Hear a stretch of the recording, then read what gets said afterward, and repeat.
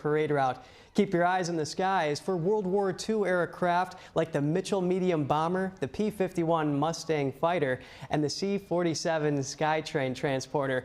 But why would Air Forces be in the Army parade? Because they were part of the United States.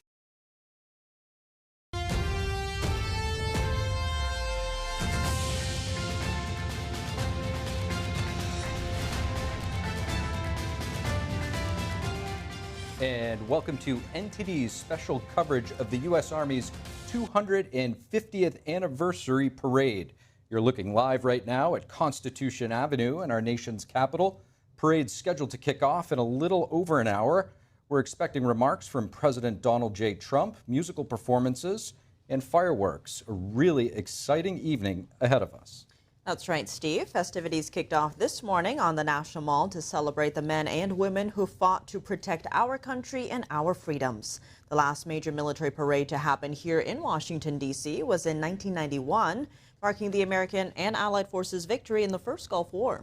The city has been preparing for weeks, fortifying the roads, getting military assets into place, and putting up security fencing. Thousands of law enforcement officers flown in to help secure today's celebration, which coincides with President Trump's birthday. And NTD will be following the entire event from start to finish. And we have a lot to cover tonight, but first let's go to NTD's Paul Graney. He's in the parade viewing area where people have already been gathering since early this afternoon. Paul, what's it like over there right now on Constitution Avenue?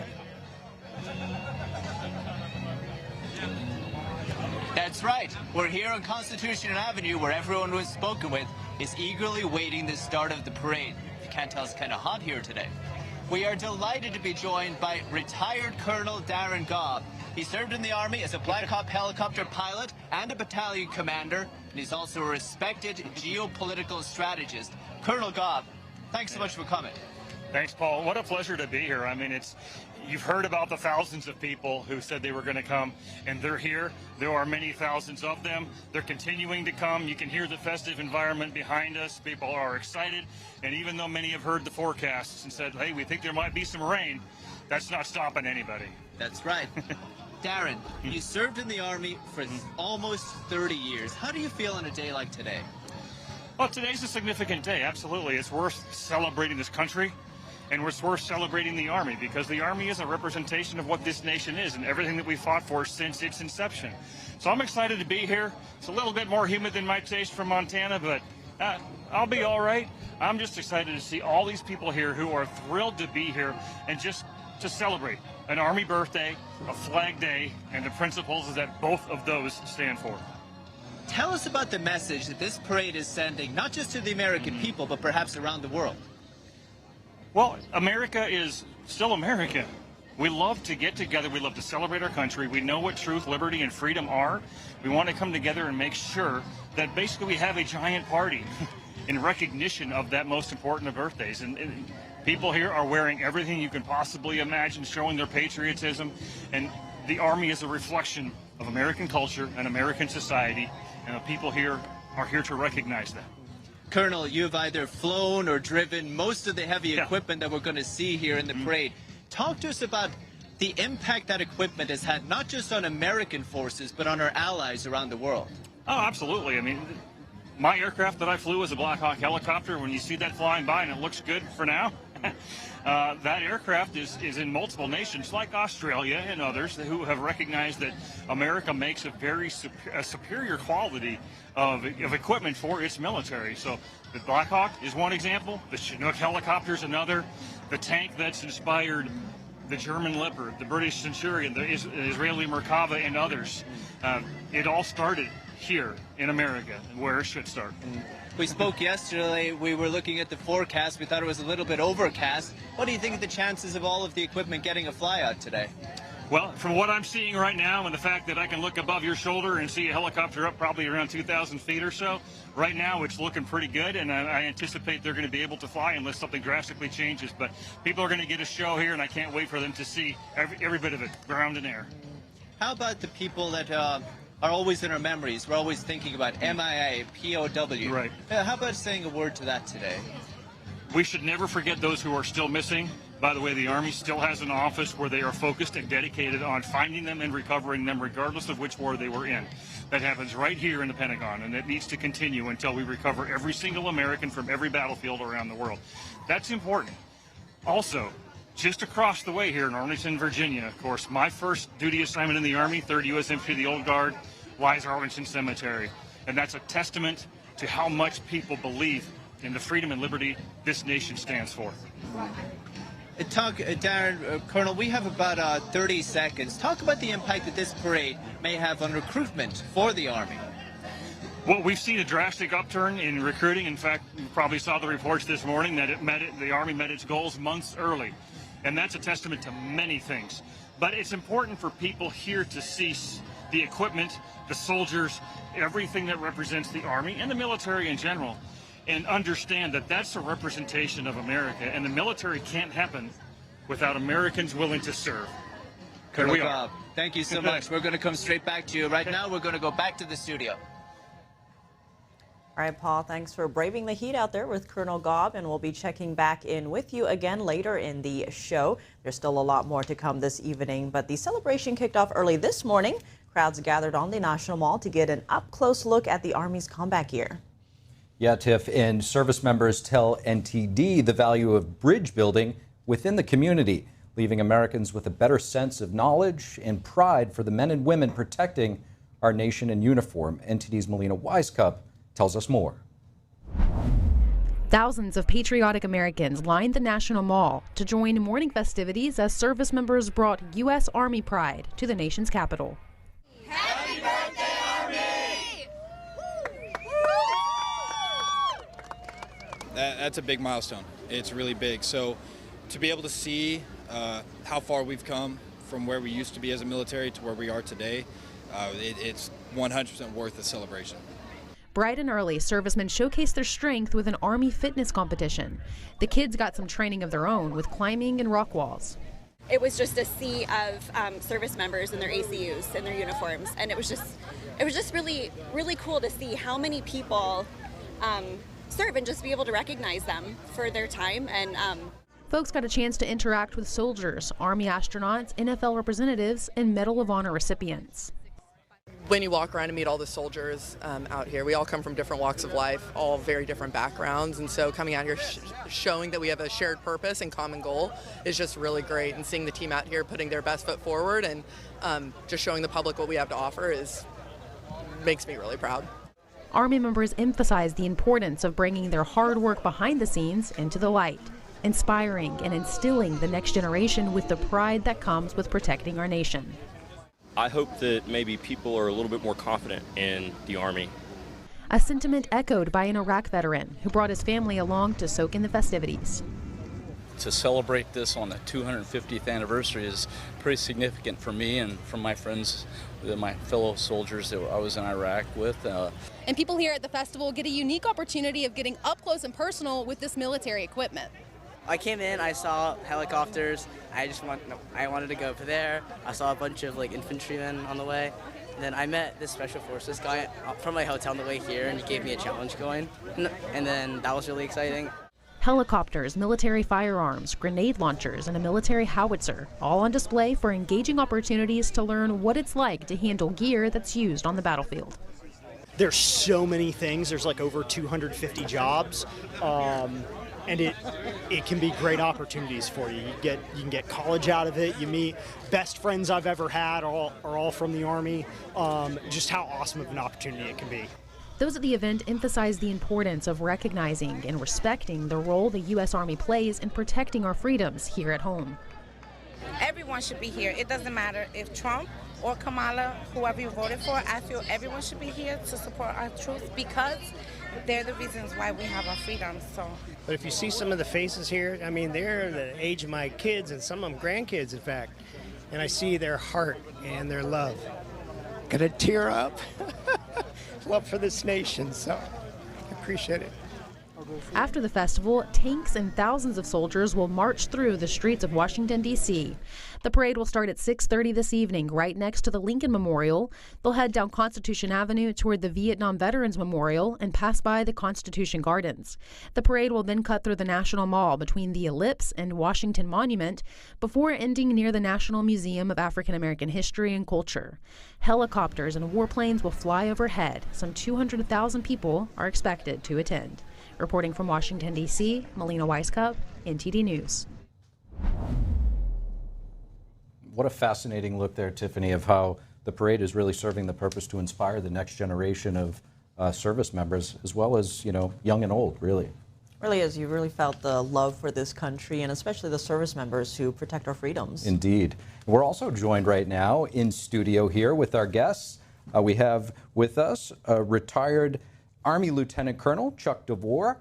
He's the Chief National Initiatives Officer at the Texas Public Policy Foundation, and we're also joined by former President Trump attorney Christina Bobb. She began her legal career in the United States Marine Corps, and it's great to have you both here with us. It's really an honor to have you both, Chuck. Right now, let's talk about the heavy artillery weaponry that we're seeing out there. A lot of the cool toys, as you might say. More than a dozen M1 Abrams tanks are out there. Some 6,600 soldiers right now getting ready in place. What does this parade mean for not just Americans, but also for Army veterans such as yourself? Well, first of all, it's been way too long since we've had a celebration like this. I mean, 1991, really? I mean, come on. Show us some love every now and then. This is the 250th anniversary of the founding of the Army. It's the Army's 250th birthday. The Army was created before we even had a nation. It was created some 13 months before we declared our independence. And if it wasn't for the Army, of course, we'd probably still be a colony of England, right? Imagine how history would have been different. So for me, this is something that Americans should celebrate. Every single person in the armed forces today is a volunteer. They have taken an oath to support and defend the Constitution of the United States. And that means something, right? They're putting their lives on the line voluntarily. It doesn't matter who the commander-in-chief is, they're serving America. And so when I see a parade like that, I know that, you know, having been a soldier for some 24 years, I know that most of the soldiers are pretty excited about it, and they're going to look back and think it's cool. There'll be a few, you know, wisecracking, like, why are we here, you know, and could have had a, you know, better weekend, you know, taken some time off or something. But the vast majority of them are absolutely thrilled to be here. And I think it's going to be a real patriotic display. Actually, Christina, before we dive into today's shows, I want to congratulate you on your new book that's available for pre-order, Defiant, Inside the Mar-a-Lago Raid and the Left's Ongoing Lawfare. The president actually wrote the foreword to that, so very exciting. Thank you. I'm very excited for it to come out. And then, you know, stepping back a little bit, as a Marine, how are you viewing today's festivities? We can be friends on birthdays. I support the Army. In military tradition, birthdays are very, very important. I know in the Marine Corps, our birthday, November 10th, is hammered into us, and it's something we take great pride in. And so it's fun to join my soldier brethren out here today to celebrate the Army's 250th birthday. And I think it's great. I know how important it is. I know how much service members are proud of their birthday. So I think it's great to kind of bring the entire nation in to get to join in those festivities, because the Army celebrates it every year. You know, and the Marine Corps celebrates it every year, and we take pride in our history, like internally every year. So it's fun to kind of invite the public to celebrate that as well. Now, of course, we heard from on-the-ground people who are attending this, the excitement and the love for this country, but we are also hearing reports of protests across the nation, of course, following the riots or earlier unrest in Los Angeles. Given that, how are you viewing the parade today and what message that sends to Americans? I think it's a message of strength, and I very much appreciate President Trump's determination to have the parade, because it is fun. You know, you see the people out on the mall and they're interacting with the static displays of the equipment and getting to participate with some of the soldiers out there today, and just really enjoying the fun. You see the kids light up saying, "Oh, I got a challenge coin," you know, that's really fun. And it's a fun, lighthearted, proud way to remind everybody of our strength. and especially for those people who are protesting, you can say, oh yeah, okay, but just remember what we've got. Not that I'm saying anything needs to be used, but it's just a reminder of where we're at as a nation, and that our entire military, the Army, Marine Corps, all of the branches, it's all volunteer, and it's huge, it's massive. So the fact that we have so many people who voluntarily signed up to be a part of the military, I think it's important to celebrate it today and make everybody watch. Speaking of strength, Christina, President Trump often talks about peace through strength. Right now, we're obviously in a very volatile place in terms of not our nation, but the world right now, Right. on edge with what we see in the Middle East. What message do you think this display of American might and military strength sends to our adversaries, particularly Iran and China? I think, President Trump is the master, right? Master of the art of the deal, and he's got several deals that he's negotiating with peace-wise around the world at the moment. And I think this is part of it, to just let the world watch us celebrate ourselves and say, we're proud of who we are, we're proud of our military, we're proud of how strong we are, and we're not afraid to take anybody on. We don't want to take anybody on. We want this to be a fun, family-friendly celebration, but if you mess with us, we will. And I hope that's the message that the enemy is taking right now. And on that note, Chuck, you mentioned how it's been too long since the last time we had this celebration, right? 1991. Now, what do you make of the timing of today's parade, given Trump's current foreign policy priorities? Well, it's kind of serendipitous, right? I mean, we knew that the president wanted to do this. This is a lead-in to the 250th anniversary of the nation next year. So you might just call this an opening act to what will be, I think, a string of patriotic festivities. But from a geostrategic standpoint, I think the timing is pretty propitious, because when you look at the fact that you have a lot of unrest around the world, and then you have this magnificent display of American unity and strength that will be broadcast all over the world, I think that that's a good thing, not a bad thing, because wars will sometimes happen when potential enemies sense a weakness, and this projects strength, and I would rather have peace through strength than war through weakness. Of course, we have a lot more to get through tonight, a lot of festivities ahead. But in just a minute, NTD's Kevin Hogan will walk us through the major moments in the Army's 250 years of history. Stay with us for that and much more when we come back.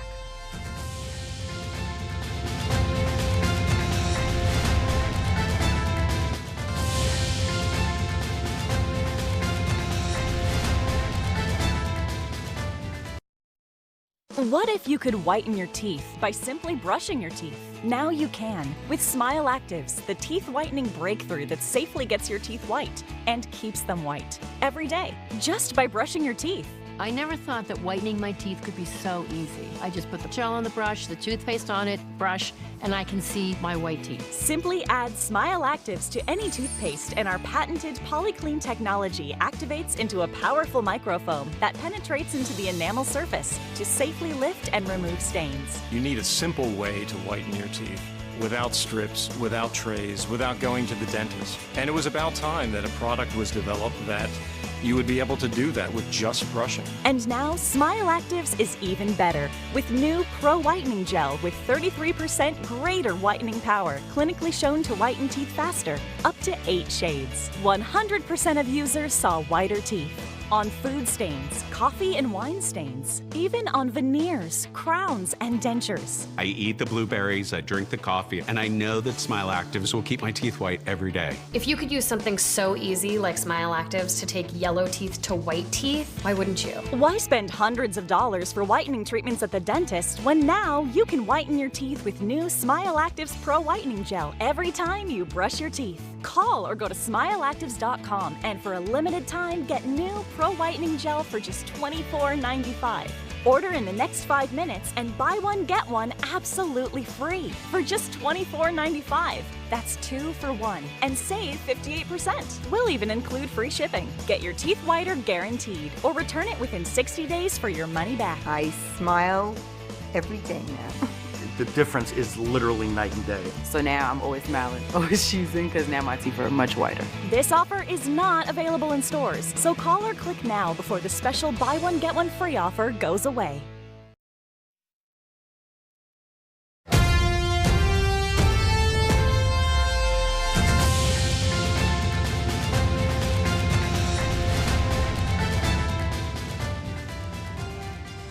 and we are less than an hour away from the Army's 250th anniversary parade, the first one to take place right here in D.C.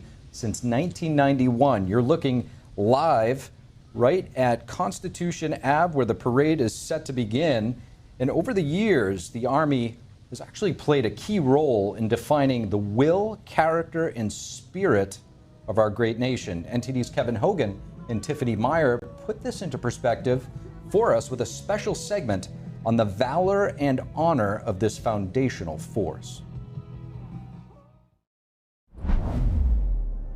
The U.S. Army, from colonial patriots to modern warriors, has defended liberty at home and abroad for 250 years. Its legacy is built on valor and honor.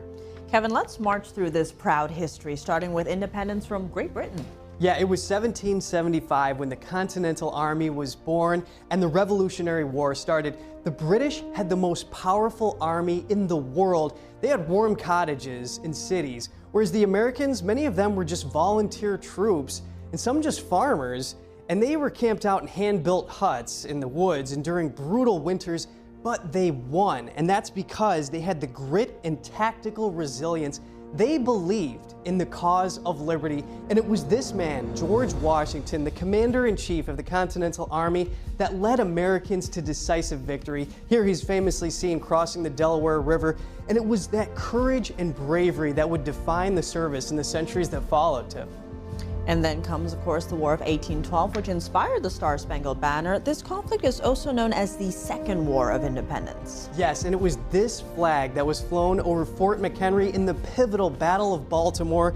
And the defending Army soldiers were outnumbered 5-1 when the British Navy pummeled the fort all night with over 1,500 exploding mortar shells and rockets. And it was the rockets' red glare that allowed Francis Scott Key to see this flag and know that the British hadn't taken the fort. Thus his poem, which became the lyrics to our national anthem. And speaking of Home of the Brave, the Civil War introduced the Medal of Honor. Soldiers fought valiantly here in part to end slavery, the preservation of the Union, and of course, a war for freedom. Yes, what you're looking at right here is a bronze tip of the 54th Massachusetts Infantry Regiment. It was one of the first black regiments to serve in the Civil War, and it led the charge on Fort Wagner outside Charleston, South Carolina. An African-American Army Sergeant, William Carney, saw the flag bearer being shot down, and he went to retrieve the flag, marched it forward, and planted it on the parapet despite multiple serious wounds. And for that valiant service, he won the Medal of Honor. And this war demonstrated that the Army was not just a force for defense, but also for justice and national renewal. And then comes a shift marked by U.S. military intervention abroad, because in 1917, the U.S. entered World War I. Yes, seeking more than just victory, President Woodrow Wilson said that the world must be made safe for democracy. In the major Meuse-Argonne offensive in France, Army Sergeant Earl Davis Gregory, shown right here, grabbed a rifle and a mortar shell, and he advanced alone ahead of the infantry, capturing a machine gun and 3 German soldiers, and then kept going, capturing a howitzer and entering a dugout, and single-handedly captured 19 more German soldiers. And it was his tactical brilliance and courage that earned him the Medal of Honor. And this victory cemented the American Army as a modern industrialized force capable of global engagement. And from World War I, the U.S. emerged as a significant world power. Then came World War II. So much heroism here, Kevin, from the U.S. Army. Oh, absolutely. This was a war for freedom over tyranny and fascism. The Army was indispensable in turning the tide. In the Battle of the Bulge, Brigadier General Anthony McAuliffe, shown right here, commanded the 101st Airborne. The Nazis had surrounded the Belgian town of Bastogne and had it under siege, and the Americans were outnumbered, they were inexperienced, battle fatigued, and low on supplies. Then the German commander gave McAuliffe a surrender ultimatum, and McAuliffe famously wrote back simply, "nuts." Then the bombing assault began. The Americans didn't give in, and this just showed that, this was just pure perseverance right here. And then General Patton right here, his tanks arrived, eventually lifted the siege. And here you see General Patton giving McAuliffe a Distinguished Service Cross for his heroism. Now, the Korean War was not a clear win, but South Korea today enjoys freedom to this day as a result. Yes, that's right. The American Army soldiers fighting the communists faced some hard-fought battles. These were intense combat conditions, many casualties, and brutal winters, but that did not stop them from maintaining discipline and adapting to a challenging and often shifting battlefield. It demonstrated that the Army was ready for the defense of democratic allies under international cooperation. Now, along that same vein, the U.S. sought to contain the spread of communism in Southeast Asia in the Vietnam War. Some extraordinary courage here, Kevin. Yeah, as you can see, soldiers fought in dense jungles, very rugged conditions, grueling terrain, under constant guerrilla threat of the Viet Cong. Then Army Staff Sergeant Melvin Morris breached enemy lines, retrieved a fallen soldier, and single-handedly took down a force that pinned down his battalion and made it back safely, even being shot 3 times. So this helped the Army understand unconventional warfare. Now, decades later, the terrorist attack of 9/11 changed the world, and in connection with the Afghanistan war, 9/11 mastermind Osama bin Laden was taken out in Pakistan. Yes, it was the Army's 160th Special Operations Aviation Regiment that provided transport and cover for the SEALs who took him out. And they flew stealth-modified UH-60 Black Hawk helicopters similar to the one shown here, deep into hostile enemy territory with radio communications at a minimum at night, with no moonlight, using night vision goggles, flying over mountains, being undetected by radar. And it was the Army's ability that we see in this mission to carry out missions in which there is no margin for error. And the U.S. Army, and specifically the 160th, still conducts counterterrorism operations in many countries around the world to this day. Yes, and what we've shown you here are just a few notable examples of the American Army's prowess and their tradition of valiant and honorable service. And all of this serves as the foundation for today's 250th anniversary parade. Well, there you have it, some major moments in the United States Army's 250 years of service and history. And in less than 1 hour, a parade to celebrate that storied history will kick off right here in Washington, D.C. along Constitution Avenue. And from what we're told, the President of the United States has already left the White House to make his way down to that parade. In the meantime, let's come back to our in-studio guests, where we have Chuck DeVore and Christina Bobb. And Chuck, when we, think back to the Army's founding, what strikes you most about those early soldiers, what they were up against and what they were trying to convey? Yeah, I mean, they were up against long odds. I mean, first of all, we didn't have a very good system to pay soldiers or to get equipment or even to get gunpowder and basic necessities. We didn't really have a federal government. It was very difficult to borrow money. We were reliant on a few wealthy, patriotic Americans, the charity from a few other countries that decided to help out often after we won a battle or something like that. And we had to build an army from scratch. So we had plenty of volunteers in the militia. And oh, by the way, the Loyalists had just as many people fighting for the crown. In fact, most of the casualties were between the Loyalists and the militia, not between the Redcoats and the Continental soldiers. But the Continental soldiers were absolutely necessary because they provided the disciplined spine that allowed there to be consistent military operations. And so it was very difficult. That winter at Valley Forge especially was very formative. Brutal conditions, not enough food, a lot of exposure to cold. The boots were wearing out, the clothing was threadbare, and Congress wasn't able to raise the money for it. So it was a very nearly run thing because we just didn't have the resources to properly fund the military until very late in the conflict. And Christina, George Washington, obviously the founder of the nation, it's a very fitting situation to have this parade kicking off right in front of the Washington Monument after Washington really setting a precedent for civilian control of the United States military, which has lasted 250 years. What kind of foundation do you think that George Washington laid down for military leadership in the United States? Well, I think the whole idea of civilian control was incredibly profound, especially for someone who was a warrior, right? And why I think it's so important is because when you're training for war day in, day out, you're training for war, you're building your skills, you're proud of your skills, you're proud of what you built, and you become this efficient warfighter. When you're a hammer, everything looks like a nail. And so you're like, oh, I know how to solve this problem. I can solve it, through my skills that I've learned as a warfighter, meaning creating war. But obviously, we don't want someone who's, very disposed to use those type of skill sets to solve problems. We want our problems solved through civility and through statesmanship and through diplomacy.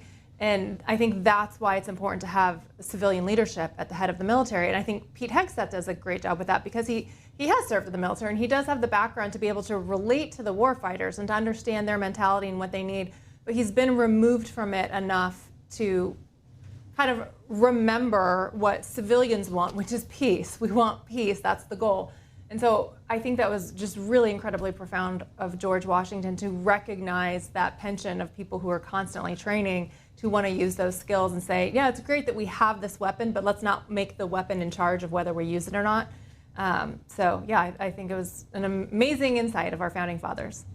And Christina, digging into some of the values here, the Revolutionary War wasn't just a war over taxes, it was a fight for freedom of belief, self-rule, and all those founding ideals. In your view, how does the Army today really embody those values? Well, I think anybody who signs up for the military, and I will assume it's somewhat similar for the Marine Corps as it is for the Army, you have to run through the risks of, potential war breaking out while you're serving. And anybody who signs up recognizes that there's one sacrifice by going through the training and doing the hard work and becoming what the country wants you to be. And then there's the other potential sacrifice of actually getting deployed and using your skills and being sent far away from home and being separated from your family and all of the sacrifice that comes with being a military member. And you don't know what cost you're going to have to pay when you sign up. You don't know how long you're going to be gone, and you don't know how it's going to impact your family. And so I think bravery and courage and selflessness are inherent in the decision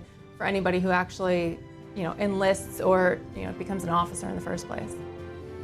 And right now we are taking a live look there at Constitution Ave, where the parade we're hearing could start a little bit earlier. Leave it to the Army to be on time, that's for sure. Chuck, when you think about soldiers in the United States Army throughout history, what values do you see at the core of their fight, and how those values really carry through the Army's history? Yeah, I think there was this very interesting interview that was done in the early 1800s with this really old veteran of the Revolutionary War. And I'm going to paraphrase this very loosely, but they asked him, well, why did you fight? And he just said, we believed that we always governed ourselves, and they didn't believe that we should, right? So at the end of the day, it came down to your ability to self-govern, to have your own liberty, your own freedom. Now, for individuals, of course, there's a whole broad reason, right? People may seek adventure. They may seek steady employment. When actual combat happens, of course, and thank God, I never had to experience that. The closest I came was, a little bit before the invasion in Panama on the streets of LA during the LA riots in 1992. But the fact is that once the bullets start flying, you're fighting for your buddies, right? You are fighting for your team, because those are the people who are your immediate universe that you have to rely on and you count on to get through the hellscape that you're going through. So there are a variety of reasons. I know that in my own case, I enlisted first in February 1983. Ronald Reagan was president. We had a resurgence of patriotism. And I thought, hey, I'm able-bodied. I, played sports in high school. I've still got both my eyes and both my kidneys. I could join the Army. And I'm too tall to be in the Air Force anyway. My eyes were already going bad, so they took me. And 24 years later, I made a career of being a citizen soldier.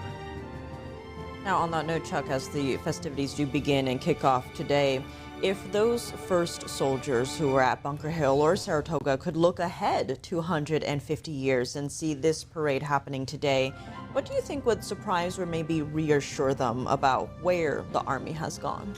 Well, I mean, first of all, they would see the flag And of course, the flag was officially christened, I think, 2 years after the Army was. So there was this proliferation of early flags. But they'd see the flag and they'd immediately would recognize it and say, hey, that's the American flag. Well, you know, look at that. Look at this amazing equipment. Look at how disciplined these soldiers are. Look at how magnificently equipped they are. I think that they would be very impressed and they would think, wow, we did that. We set the foundation for that. I think they'd be very proud and quite pleased at having kicked all that into motion. And right now, the pre-programming appears to be ready to kick off any moment. We're going to be keeping a very close eye on that as you see the crowd starting to gather right there at Constitution Ave, where that's a different angle, a different view. That looks like it might be right behind the Lincoln Memorial, where they're coming over from Virginia, marching over to get into place from Virginia. The parade, as far as we can tell, has not officially kicked off as of yet. There's a look at the stage right there where we will likely see President Trump, the 45th and 47th President of the United States, address the nation. And there you have the Joint Chiefs, Chairman of the Joint Chiefs of Staff, Daniel Kane, coming out. And if he's going to speak, we will bring you to him. And we're going to tune in right now and bring you the live look right now.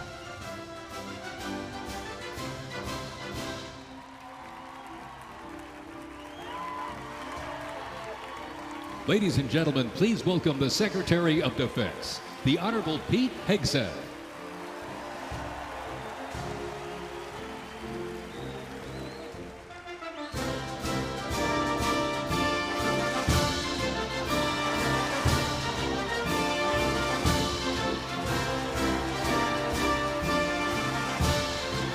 Ladies and gentlemen, the Vice President of the United States, J.D. Vance, accompanied by the Second Lady of the United States, Usha Vance, and their 3 children.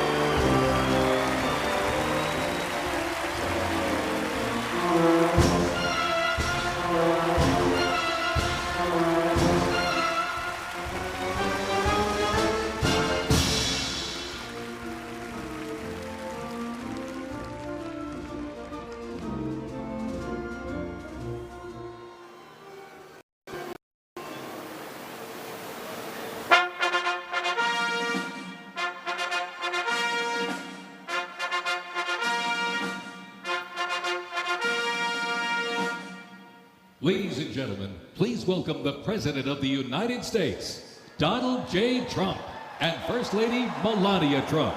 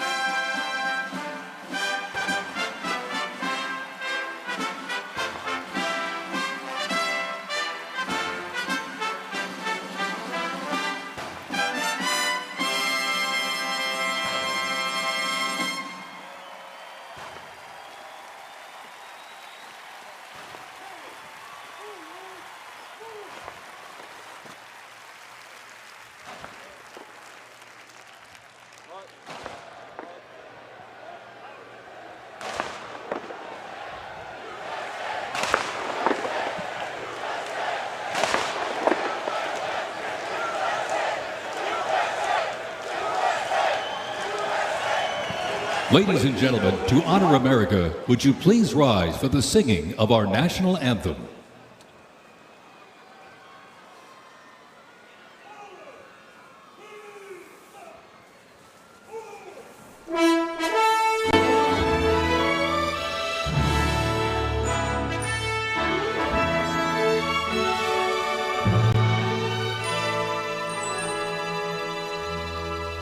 Oh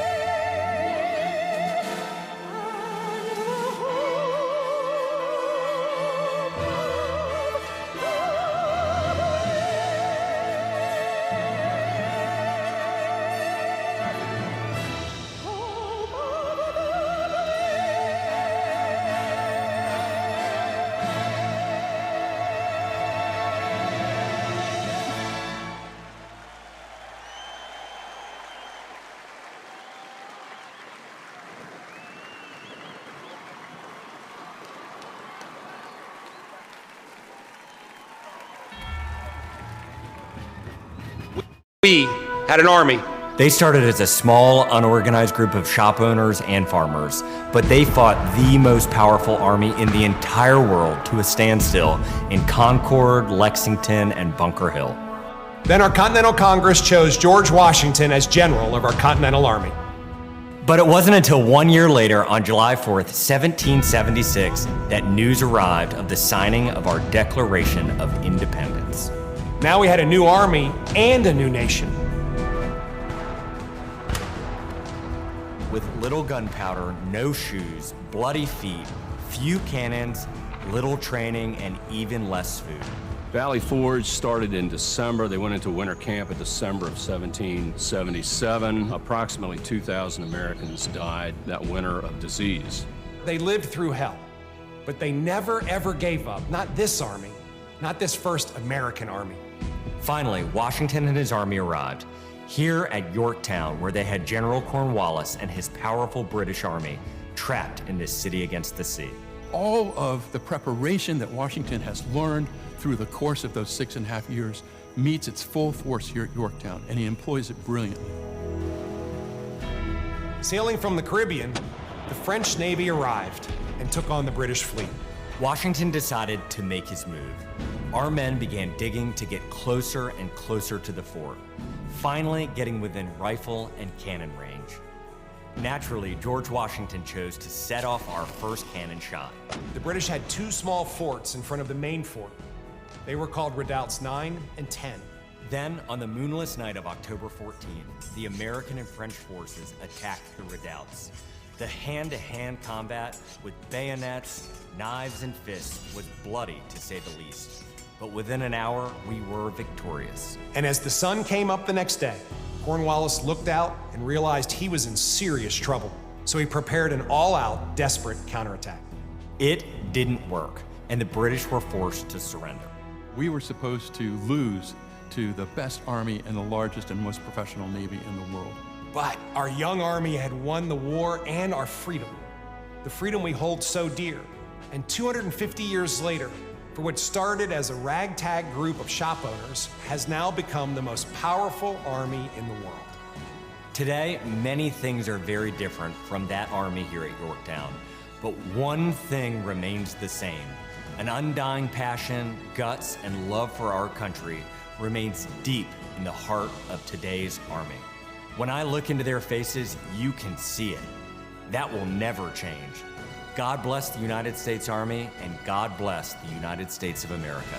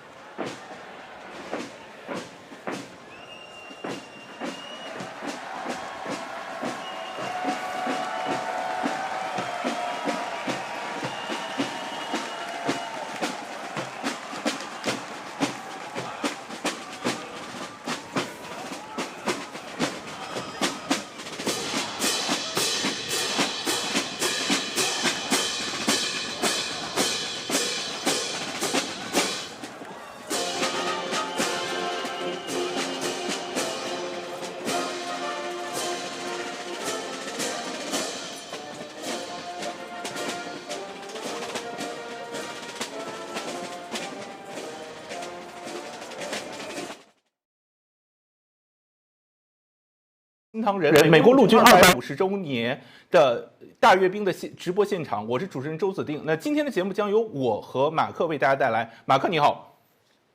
子定好，观众朋友大家好。那我们现在看到现场的直播已经开始了。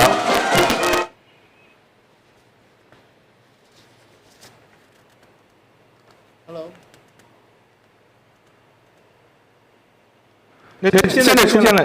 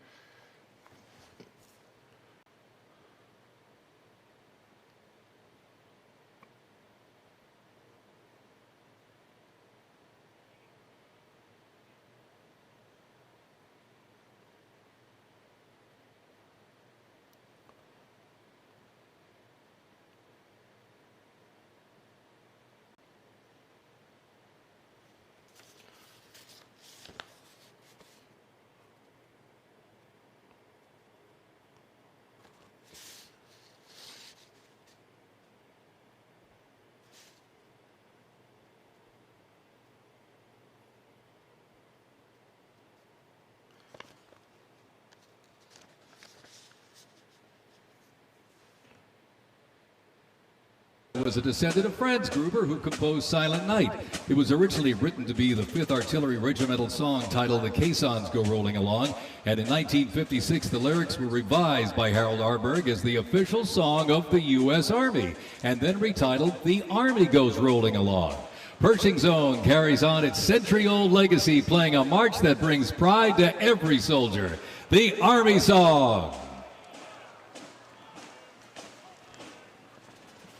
各位观众朋友们，现在我们看到的是直播的现场，不知道马克，你看到这样的大阅兵有什么感想呢？ The unit was dubbed the Old Guard by Major General Winfield Scott during a victory parade in Mexico City after the Mexican War. It is the U.S. Army's official ceremonial unit and presidential escort, conducting year-round tactical. 各个时代的这个部队都会出来，而且有他们的装备，我倒是觉得很期待能看一下、回顾一下美国的这个战争的历史啊，军队的历史。我们现在看到就是 M1 埃布拉姆斯主战坦克啊，是军绿色的涂装，其实现实生活中很少看到，基本上看到它在伊拉克都是这种土黄色的，或者是其他的土黄色的，对，并且非常干净啊。我们现在看到视频或者其他这个坦克一般都比较脏，对。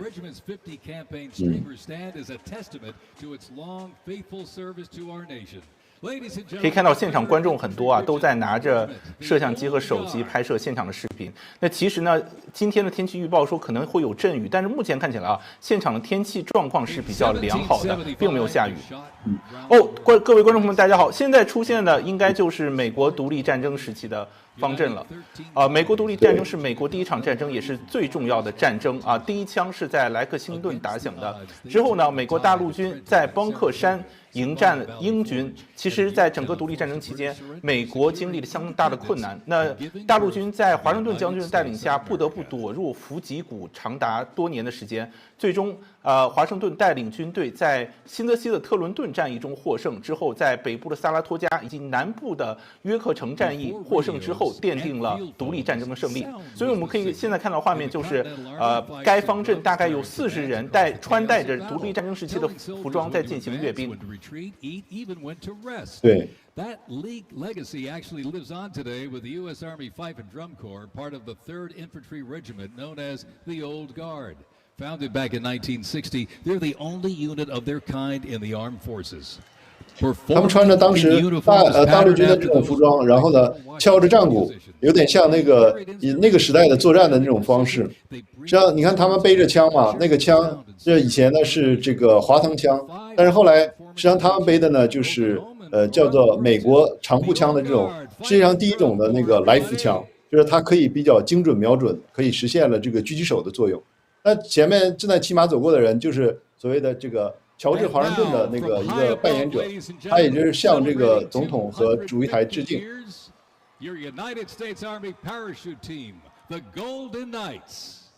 那接下来大家将要看到的是美国陆军的伞兵队金骑士。They open their main canopy simultaneously and negotiate the softest possible landing. 他们将使用特殊的风柱滑翔装置进行降落。他们是应该准确的降落在主席台附近吧，主席台前。大家现在看到了，就是金骑士啊，他们已经从空中降落，从天而降。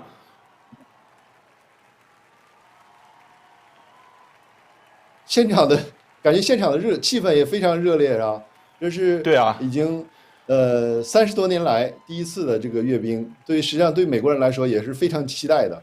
我看有很多那个就是刚才那个新唐人电视台采访的一些人，他也是觉得哇，总是想要看一下嘛，就是觉得美国这是世界第一强的军队，却从来不太在国人面前掩饰，你看他们滑翔下来的时候，它后面都有这个烟雾器。其实，在很多军事这个表演中，包括战斗机表演中，都通过这种烟雾啊，增强这个视觉效果。那看起来现场是比较嗨的。这其实是我第一次看金骑士的现场表演，感觉还是很不一样啊。金骑士的好像据说挑选的非常严格，3年就要换一批人。这是美国的这个第3季。Fort Sumter in 1861, a nation divided. Over 4 brutal years, nearly 2 million soldiers fought to preserve the Union. Among them, 南北战争，我们就中国大陆中国人都称为南北战争。那这也是美国最惨烈的这个一次就是国内的内战。首先出现的就是第四步兵师。然后出现的是第一骑兵团。他们这个第一骑兵团呢，曾经是在这个是属于南北战争当中北军，是属于联邦军，可以说它是发挥了巨大的作用。当然，它的损失也很惨重。不过，它后来又创造了一个就是被美国人所永久的面貌。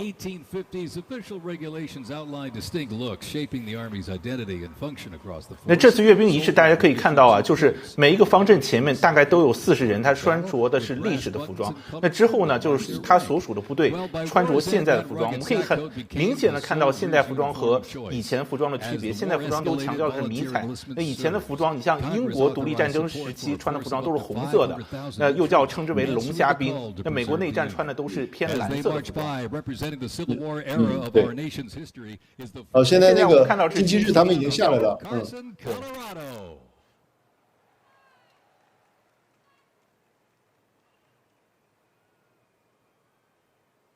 其实金骑士成立的历史也比较短，它是1959年才成立的。它主要是为了测试当时的一些伞兵的装备和技术啊，包括向公众展示，激起这个民众的士气。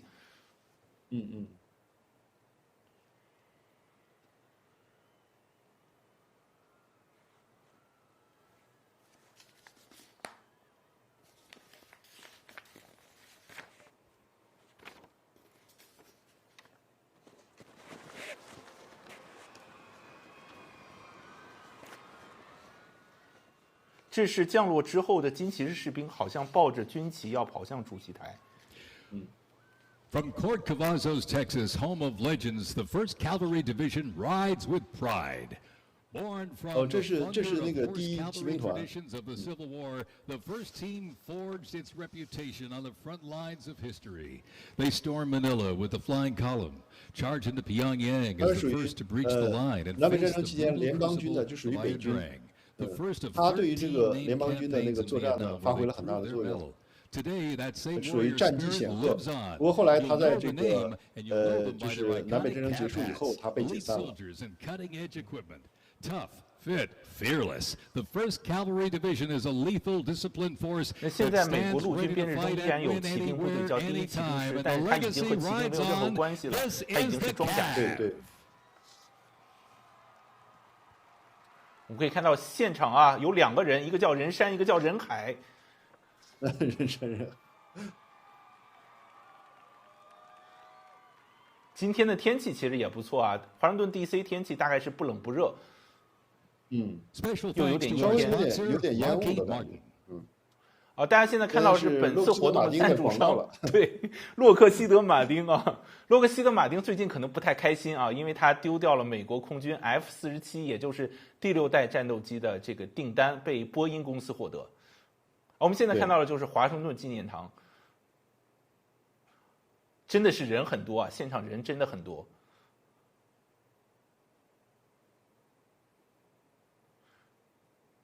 我们可以看到现场观众真的是各个族裔啊，白人、黑人、亚裔。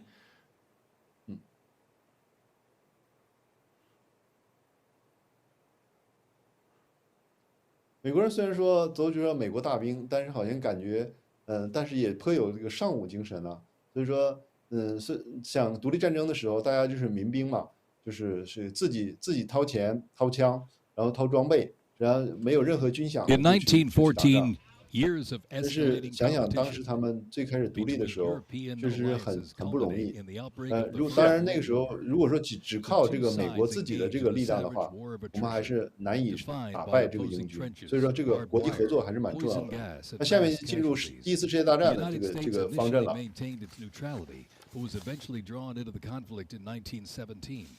Despite having less than 130,000 soldiers at the beginning, the Army eventually grew to over 4 million, with nearly 2 million soldiers serving in Europe. In 6 months of fighting, nearly 50,000 Americans lost their lives, with another 190,000 wounded. The guns fell silent with the armistice of November 11th, 1918.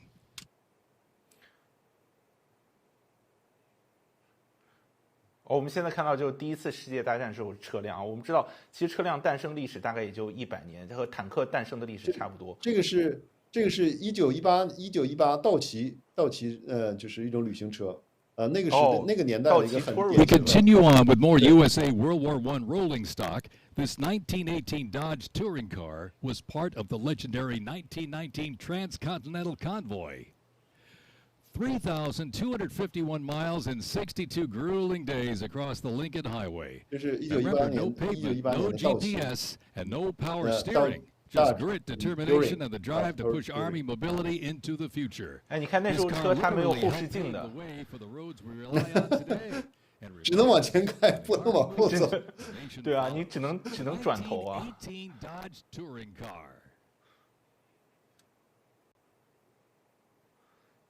其实美国有很多人喜欢这种老爷车。对，路上有时候偶尔能看到。对。这是第42，这是第42军乐团。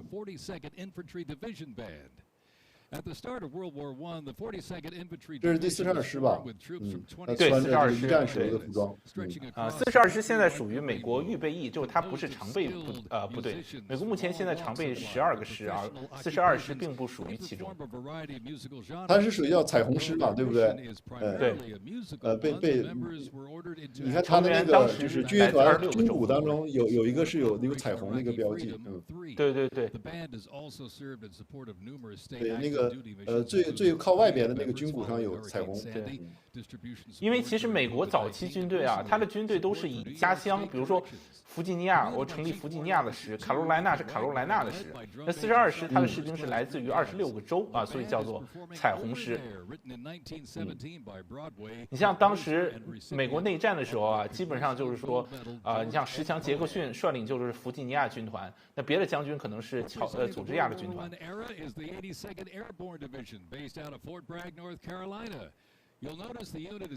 各位观众朋友们，现在隆重向大家介绍大名鼎鼎的第82空降师啊，他们在行进中。Our soldiers, under the command of General Blackjack Pershing, hit the trenches in the new standard. It was the olive drab winter service uniform. Now on their heads, you'll see a steel helmet with sand-textured paint built to deflect deadly shrapnel. 不过第一次世界大战的那些装备还没有出来，应该待会儿会有。Nicknamed the Pershing boot, on their feet was the M918 1918 French boot. It was designed to survive the brutal grind of trench warfare. And on their backs, the field pack, rations, ammo, first aid, and a gas mask. 我们可以看到这些士兵穿的靴子就是当时特制的靴子，能够让他们在这个壕沟战中保持体温。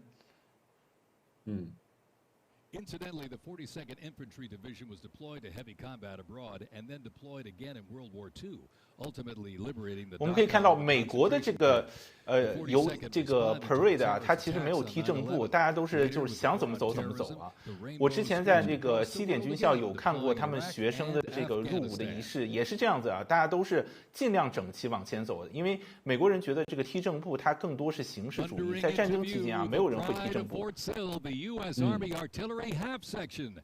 This is literally powered by horsepower and heritage. This elite ceremonial unit honors the legacy. 这是那个炮车，就是那个时代的第一次大战时候的这个就是用那个马拉的炮车。The half section keeps tradition alive and rolling strong, representing the power, pride, and precision of America's field artillery. This is Fort. 它有一种名称叫做炮兵半队，这个叫做就是。Half section 是以这个希尔堡当时一般他们叫希尔堡炮兵半队。那个时候的炮兵是陆战上的绝对之王，像拿破仑当时他其实就是炮兵出身，他对于炮兵的运用炉火纯青。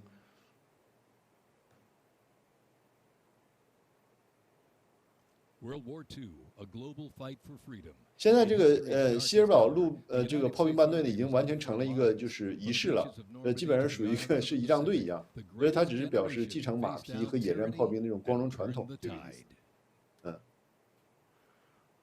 接下来大家要看到的方阵将是第2次世界大战。哦，我们现在看到有 fly over 这是 B52和 B52 和轰炸机和 P51 野马战斗机组成的编队。是2战时期的。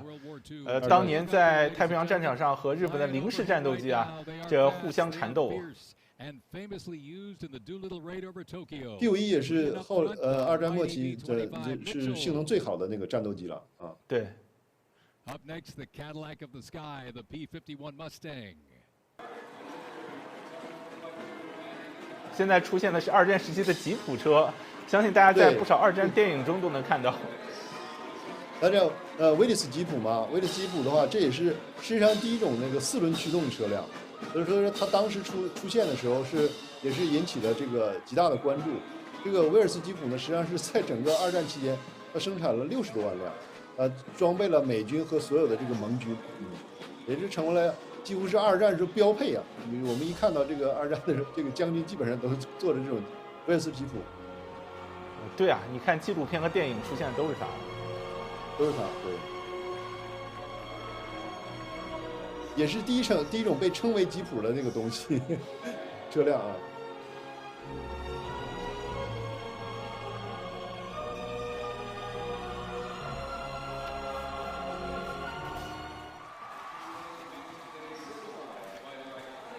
我们看到川普总统站起来向士兵们致意。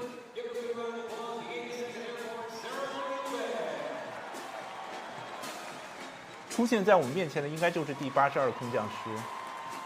对。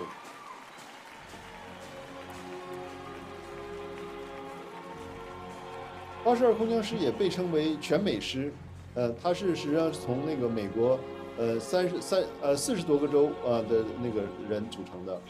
而且他参与了这个，就是诺曼底登陆和这个城市花园行动等一些重大的这种那个作战。82空降师和101空降师是当时美国最精英的伞兵部队特别是诺曼底行动和这个市场花园随后的市场花园行动是绝对的作战主力，包括著名的电影《兄弟连》就是取材于美国的空降军。空降军在战时的伤亡率是非常高的。对。不过现在来说，空降兵已经变得不是很重要了。像101空降师也现在变成了空中突击师，基本上是以这个直升机以直升机为载具了，它不是跳伞了。但是82空降师还是保持着空降的这个特点。对。不过在这个空降军方面最有发言权的就是俄罗斯了。俄罗斯单独有一个军种叫做空降军，是它颇为倚重的这样一个军事实力。不过在这次乌克兰战争中空降军是损失惨重，再也没有从天而降的这种战斗经历，而是在地面上和乌克兰作战。也是整个现在的这种作战态势和这个武器装备的进化吧，实际上让空降军变得非常的危险，几乎没有太多的生存能力了。马克，你有没有觉得这101空降师和82空降师出场，他气场就和之前的42师不太一样这每个人看着都是非常有气势。对，毕竟还是他的精锐之师，他们自己的这个整个的装备和平时的训练完全不一样，可能是。就当任何有紧急情况发生的时，美国总统想到的那就是82空降师和101空降师。空中突击师我举个例子，比如说当年阿富汗撤退的时候，因为当时撤退情况非常混乱，为了保卫喀布尔机场，当时就调集的82空降师。这是 M4 谢尔曼坦克。谢尔曼坦克是2战时期标志性的坦克，总共生产了大概4万多辆。它是以美国南北战争著名将领谢尔曼命名的。谢尔曼坦克的火力倒并不是很强的，只有75毫米那个主炮。当时来说，它的机动性能是很好的。其实2战的时候，德国的很多武器装备都站在上风无论是首次发明喷气式战斗机，还是这个坦克上面的虎式和豹式，在技术方面对西方国家都有一定的这个优势。只不过因为各方面的原因，包括这个军事实力、工业能力的差距，最终落败。目前看到的这个是 M16 半履带那个就是半履带车吧，它前面基本上是主要是装那个防空火炮的，在那个时代 M16。实际上在二战的时候，德国也大量采用这个半履带车。现在出现的这个是 M1A1，这个就是履带式拖车。最开始我看这个型号的时候，还以为是 M1A1 坦克呢，因为那个时代是那个当时的履带牵引车，后边主要是牵引火炮的，对，像90毫米的高炮或者155毫米的榴弹炮。我们现在后面看到这是二战时期著名的卡车，马克，你记得它的型号吗？我好像忘记了。我也不知道这个型号，但是那个二战时候的美军的卡车确实发挥了很大的作用，特别是诺曼底登陆之后，有个叫红球快递的这么一个专案，就是当时为了那个为了加快的这个整个的这个后勤补给速度，他们特别开辟了一个专行的通道，让这些卡车在6个月的时间里头，6000辆卡车运了40多万吨的物资，这保证了这个诺曼底登陆之后盟军的快速突进啊。所以说，卡车实际上这个运输部队一直是后勤补给，一直是美军重中之重，大概1/3的人都是要从事的是这个后勤的那个单位。从二战时期的军用口粮就能看出美国对这个后勤，包括士兵饮食的这个重视程度。began on June 25, 1950, with the North Korean Army's invasion of South Korea. A coalition of South Korea, the United States, 接下来出现的将是美国韩战方阵。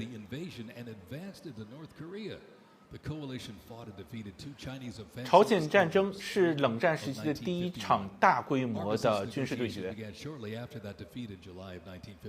朝鲜不宣而战，向韩国发动突然袭击，之后兵锋直指南部港口城市釜山。之后，美国带领的联合国军介入，赢得了釜山保卫战的胜利。之后，在仁川，麦克阿瑟出其不意的登陆，直接打断了朝鲜军队的军事部署，将双方的接触线直接推到鸭绿江畔。之后，中共介入，使得双方又陷入僵局长达3年的时间。那现在出现在大家面前的是第3步兵师。第3步兵师参加了参加了朝鲜战争啊，特别是长津湖的战役。那这个方阵的赞助商是 Coinbase 啊，是一家这个数字货币的开发商。其实就在游行地点啊，我们知道从林肯纪念堂往华盛顿纪念堂看去啊，左边是这个韩战的左边是越南战争的纪念碑，右边就是韩战的纪念碑。又是吉普M151型M151吉普。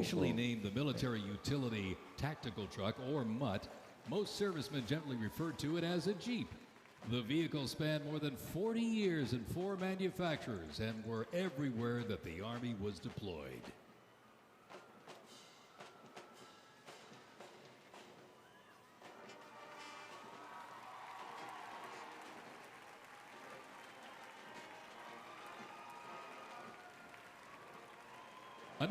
本次游行的地点就是在宪法大道，从林肯纪念堂附近出发，一直到华盛顿纪念碑。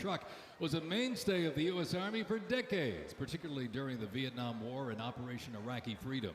The Deuce and a Half proved its value moving cargo, supplies, and soldiers. Its capabilities include up to 5,000 pounds off-road and 10,000 pounds on-road, making it ideal for moving just about anything. 这是美国冷战时期重要的运输卡车，参加过越南战争以及伊拉克战争。Helicopters became the new workhorses of battle, delivering troops, firepower, and supplies in a 这是越战时的那个飞机，主要是U1直升机。 The era of air mobility, fierce firefights, and unwavering brotherhood. 越战的时候大量使用了实际上是第一次这个就是在战争当中的就是运用，就是直升机首次在战争中大量使用。比如说那个时候我们看到很多关于越战的照片，电影啊都出现了这个U1直升机，UH-1通用直升机。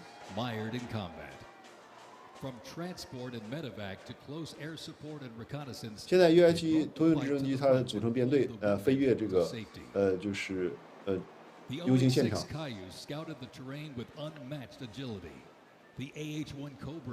我曾经在佛罗里达和参加过越战驾驶U-1直升机飞行员聊过，他们已经80、90岁了，他们在越战是出生入死。那个时候他说，就是说他们帮助南越的军队打仗嘛，就是说他们如果到一个村子，这个村庄的村民帮了他们，之后北越的军队来的话，就会把他们全杀掉。他们说这个北越非常残忍，北越非常残忍。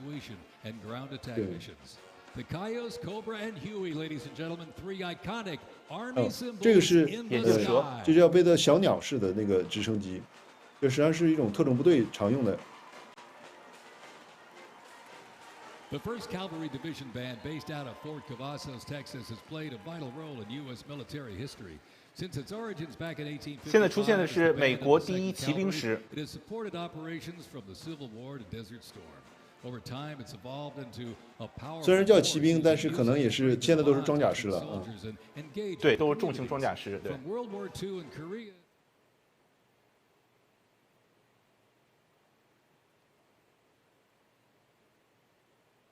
The band continues its mission using music to shape perceptions, foster trust, and promote national army and division interests.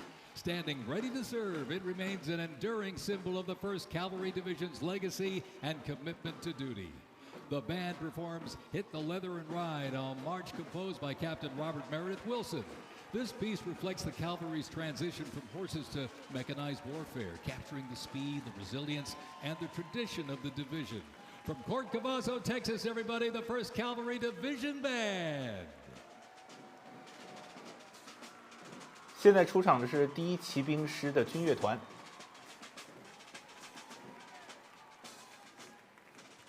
The U.S. Army deployed large numbers of troops in support of the Vietnam War. The first contingent of U.S. Army advisors arrived in Vietnam in the late 1950s, and that quickly grew to a small team. 现在出现的应该是第25步兵师，他们是曾经在这个越战当中是个主力。他们的穿着应该是当时越战时期的这个装备。当时越战其实对于美国政治来说影响非常大，因为美国当时是义务兵制，就很多人都需要参军。我们现在在路上也能看到很多当时参加过这个越战的老兵。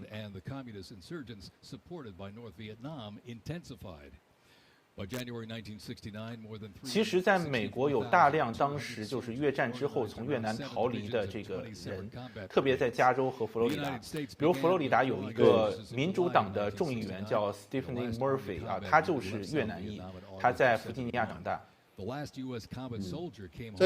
在加州的话，就是圣荷西和这个洛杉矶是2个最大的这个越南人的这个就是社群在那里。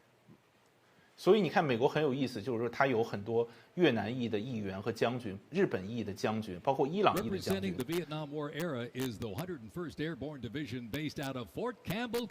现在的这个在美国的越南裔很多都是原来的南越的这个就是逃出来的，所以他们实际上是比较反共的。现在出现在画面中的是第101空降师，他们穿着的是越战时期他们的制服。New lightweight uniforms were constructed to move with the soldier. The M16 replaced the M1 Garand, calling for redesigned ammo gear and faster reloads in combat. Body armor got smarter, jackets and trousers got lighter, and field equipment was reimagined to meet the mission. 他们使用的是 M16 自动步枪。现在已经没有了，现在已经不用了。对。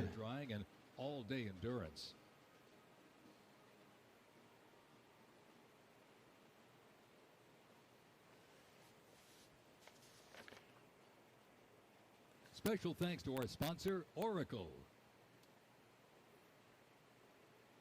这是该方阵的赞助商啊，甲骨文。那其实这次阅兵啊，有美国很多大公司都参与了赞助啊，包括我们刚才看到洛克希德马丁和甲骨文。美国陆军的主题色是黄色和黑色啊，这在很多制服中也能看到。那接下来就是海湾战争啊。When Saddam Hussein's Iraq invaded Kuwait in August 1990, 海湾战争可以说是美军的高光时期上，时刻。因为海湾战争离现在比较近，因为我记得当时包括中国国内很多媒体都是渲染萨达姆是世界军力第3或者是第4，美国打萨达姆没有太多胜算。我甚至记得当时美国的兵棋推演啊，就是说认为要有上万人伤亡，所以准备了超过1万个裹尸袋啊。当然最后海湾战争是摧枯拉朽，简直是降维打击。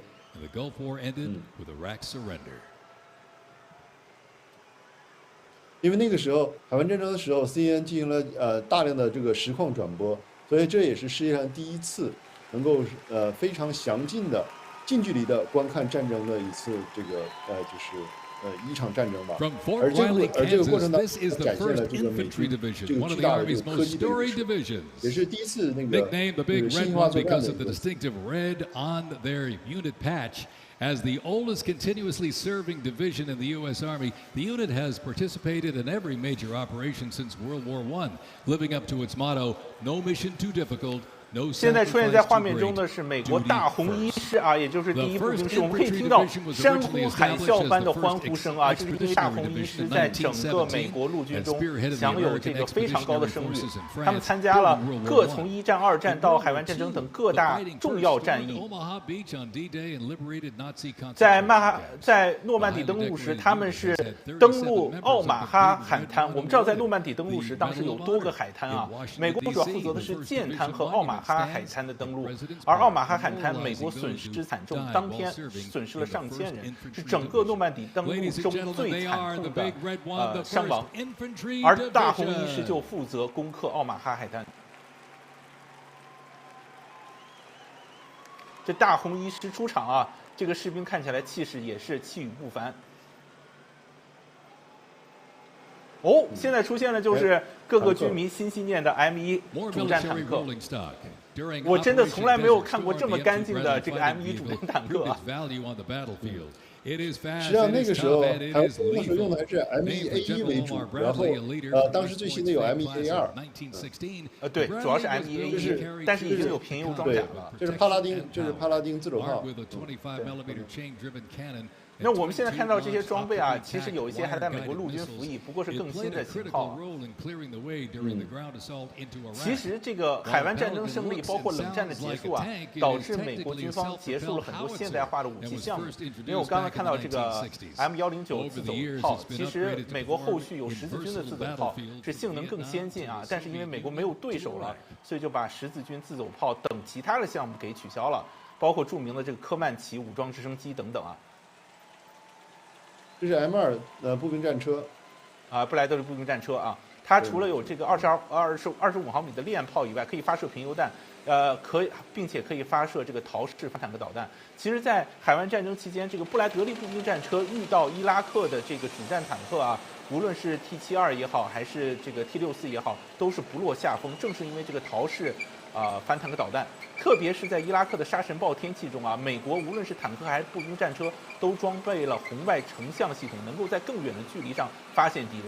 而我们知道，伊拉克主要使用的是苏系装备，苏系装备的红外成像质量非常差，所以啊，就导致这个海湾战争的时候摧枯拉朽。我们看到，不仅美国的坦克能够秒杀伊拉克的坦克，美国步兵战车也可以做到，美国的武装直升机也可以做到，美国的 A10攻击机也可以做到。所以就导致最后这个海湾战争如此快的结束。这是美国。实际上，在海湾战争当中 ，M2 布雷德利战车，它实际上它那个击毁的坦克数量比那个 M1 坦克还要多，就是因为步兵战车它机动灵活，有时候它那个就是在前后的突袭的部分部队都采用那个 M2 战车，所以说它实际上它与这个就是伊拉克部队接战的这个机会比这个 M1 坦克还要多。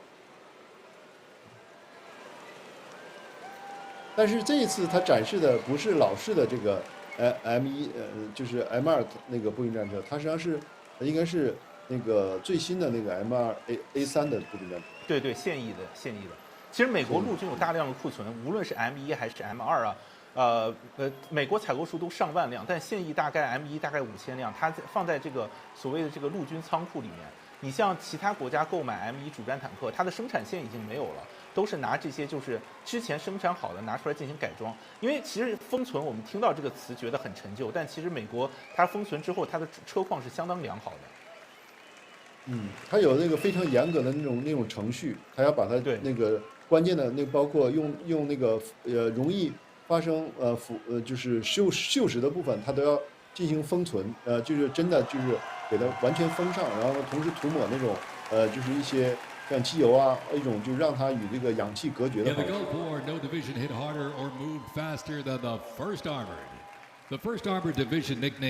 现在出现的是美国第一装甲师啊，刚才看到是第一步兵师大红衣师，这是第一装甲师。第一装甲师是1940年在2战期间成立，是美国最主要也是最核心的装甲部队啊。他们参加了诺曼底登陆、突出部战役等一系列重要的2战战役。During Desert Storm, they engaged in some of the largest tank battles in Army history that were decisive victories, shattering enemy formations. Based in Fort Bliss, Texas, America's tank division is currently supporting missions in 20 countries across 5 continents. From World War II to today, all Ironsides remains battle-proven and always ready. 所以说，它这是一个真是多民族、多种族的那么一个融合的军队。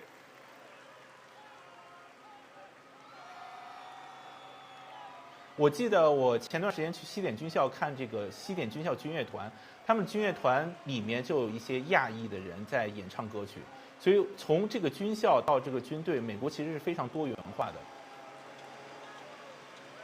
第一装甲师呢，其实他不需要强调多元化，他就已经很多元化了，是不是？这因为美国它本身这个种族构成就是这样子。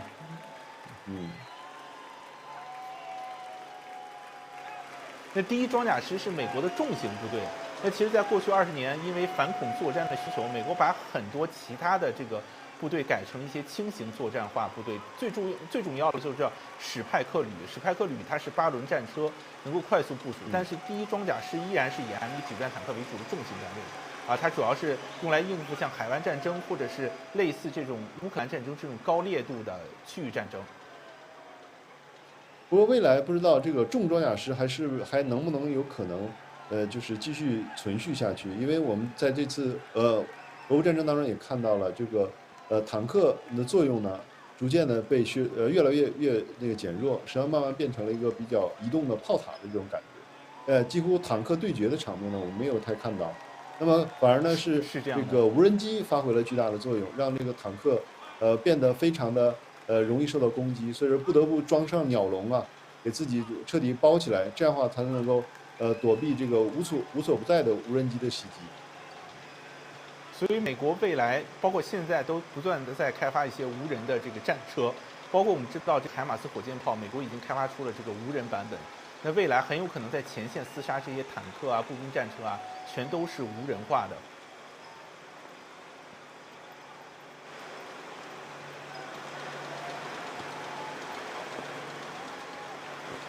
那在过去的这几天时间呢，那美国大概有6600名陆军士兵从全国各地啊，主要是从德克萨斯赶到华盛顿地区。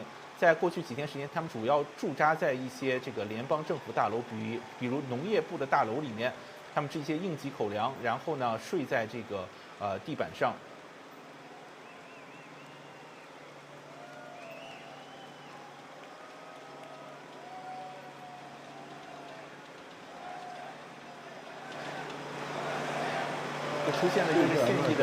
First used in Operation Desert Shield and Desert Storm, the M119 howitzer brought precision firepower to the front lines.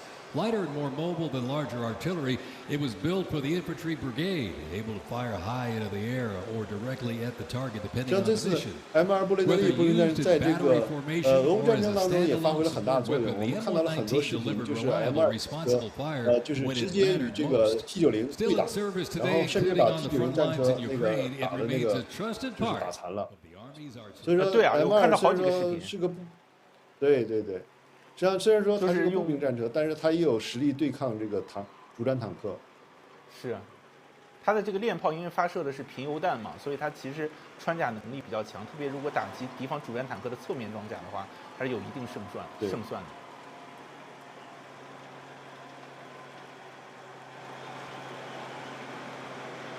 就是还有一个，其实美国我们现在看到这些坦克、步兵战车，它其实体积和重量都非常大。其实你像俄罗斯的 T72和 T90，它其实体积和重量和 M1是不能成正比的。现在的 M1可能要接近70吨了，就是说，所以我们可以看到，就是说，主席台两旁有这个 M1主战坦克，但是游行的时候其实没有太多的，因为它会对这个当地的地面啊造成比较大的影响。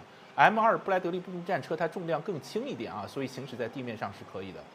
但是我们可以看到它的，对，40多吨也不轻啊。对，但是所有参加比那个 T72坦克都重，比T72坦克重。这俄罗斯其实坦克小的很多啊 ，T72、T80、T90都很小，所以它的防护也差，内部空间也小，所以它只能把这个炮弹就是沿着这个炮塔放一圈嘛，所以又称为自爆坦克。就是你基本上通过俄乌战争就可以看到啊，无论 T72还是 T90，你命中炮塔之后啊，这个炮塔就先飞了一般。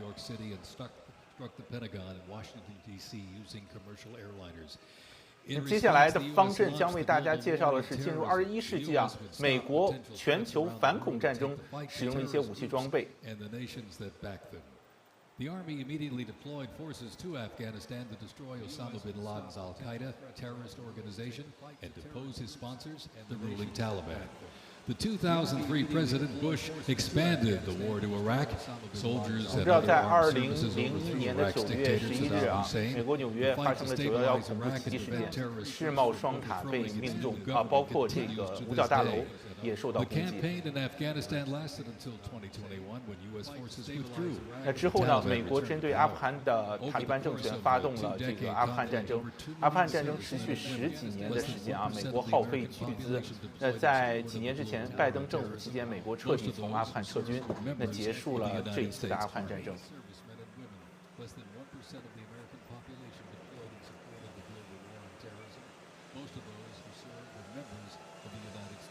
那阿富汗战争其实是北约历史上第一次激活这个第5条款，也就是说这个防御同盟。所以我们可以看到，在阿富汗战争期间，北约的其他国家也都参与啊，无论是英国无论是澳大利亚、加拿大都派出军队进入阿富汗。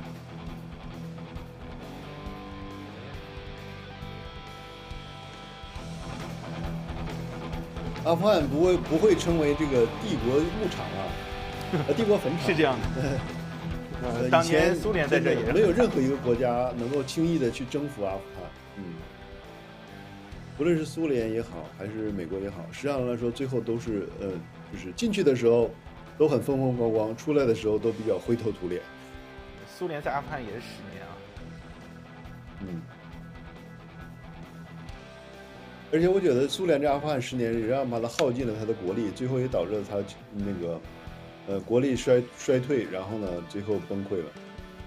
是这样的，其实打仗是非常花钱的。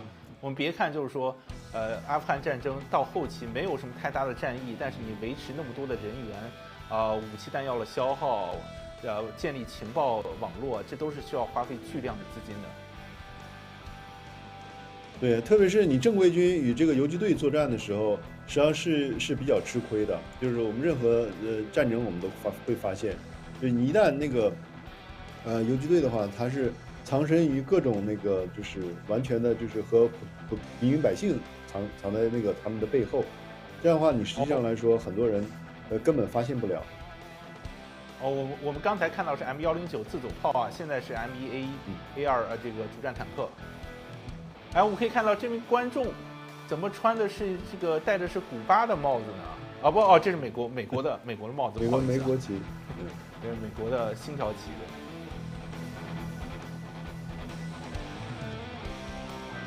美国人很喜欢把这个国旗做成各种各样的服饰啊。对，这在有些国家来说不太能够接受。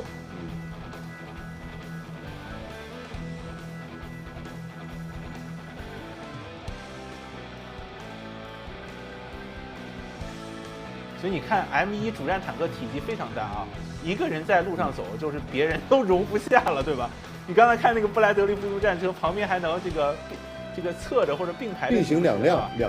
对啊，M1就不行了，就跟螃蟹似的啊，我在这儿啊，别人就不能过来了。对。所以当时乌克兰引进 M1主战坦克的时候，就是有一个考虑，就是因为地面泥泞的时候，其实 M1是非常不适合作战。当然，冬天和夏天是有很强的战斗力。对，实际上我觉得，就是中东实际上很适合于这个 M1的作战，因为什么？它是15000G那个一马平川，开足马力往前跑就行了。对，它1500匹马力的那个，就是那个燃气涡轮机一发动了以后，就跟飞一样的跑。对啊，这个对他来说是一个。这是 M1坦克的非常有黑土地特色，对啊，所以说实际上来说不太适合于这种。虽然说二战的时候发生过这个实际上最大规模的这种坦克会战，在这个黑土地上，在这块黑土地上，但实际上就在库尔斯克嘛。对，但实际上它真的适合于这个坦克打仗的这个时间实际上是很短。是。其实二战的时候也是，就是春天的话。化雪的时候，大家就是尽量不怎么打仗啊，一般都是冬天、夏天发起攻势。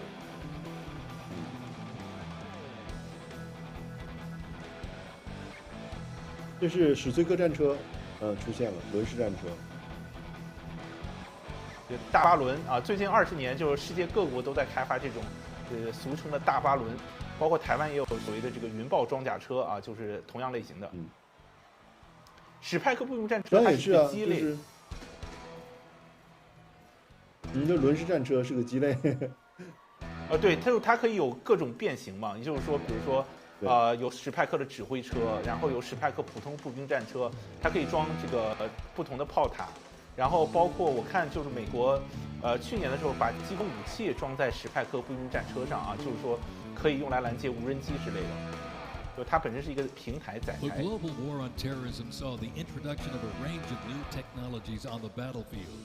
The 8-wheeled Stryker armored combat vehicle is the first new military vehicle to enter service in the 史派克步兵战车肯定轻多了，我记得好像20多吨，对吧？对，像 M1，它也是蛮壮的。对啊，M1一辆坦克70多吨。这是权重，战斗权重，它是把所有的装甲都装上的情况下。但如果是轻装的话，它是只有60吨左右。The first Stryker vehicles were fielded back in 2002 with the first Stryker brigade combat team deploying to 现在也是，我觉得就是说，实际上我觉得现在各国的军费都不如以前了嘛，就是自从这个冷战结束之后，所以说大家为什么都愿意开发这个轮式战车，是因为轮式战车的整个的采购费用和保养费用以及这个整个这个维护费用，它都是比较低的，就是和这个履带式车辆相比，对不对？是。然后。它至少来说是保有这个，对于军队来说，它是能够保有一定的装甲和突击能力的一个比较好的手段，就是用比较少的钱办更多的事情吧，我觉得。并且它比较轻嘛，适合城市战。你 M1开到城市里面，可能一个胡同都进不去。就是美国就是因为有这个史派克步兵战车，它整个军队的建制也发生变化。它成立的这个叫史派克快速反应旅，它就是完全以史派克步兵战车为建制啊。它的要求是好像是能在1个星期还是3天之内，将整个旅的装备啊从一个地方转移到另外一个地方，强调是快速部署能力。U.S. Army Rangers predating the Revolutionary War fought in the War of 1812 as part of the regular army and patrolled the frontier from Ohio to western Illinois. 这是美国著名的游骑兵。With the likes of Daniel Boone and Abraham Lincoln in their ranks. After the 9/11 terrorist attacks, Rangers were called upon to lead the way into the global war on terrorism. 美国的特种部队分为各个等级啊，最强大的就是我们知的海豹6队，包括这个三角洲。那游骑兵是美国陆军中级别相对较低的特种部队。It is always combat ready, mentally and physically tough, and prepared to fight our country's adversaries. The U.S. Army Special Operations Command is an elite group of individuals trained to lead and succeed in protecting the country from their threats. Composed of 5 units with unique specialties, Special Operations works in small tactical teams, taking on the most challenging and sensitive missions. Military legends to service members and civilians alike, they take on terrorists through quiet guerrilla war-style missions in foreign countries. Ladies and gentlemen, the U.S. Army's Special Forces.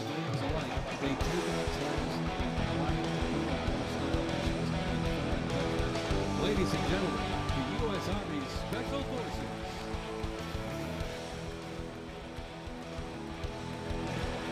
我们可以很明显的从体型上看出来，这个美国游骑兵特种部队这个身材和刚才看到这个装甲式步兵师就完全不一样啊，因为特种部队都是经过这个特殊训练和挑选的。他们整个的那个体型就特别的魁梧，就是瞅那个胸部啊，特别的强壮的感觉。我觉得他们一个能打我5个。现在看到的又是这个史派克步兵战车的方阵。Our network of allies and partners is an advantage that our adversaries can never hope to match.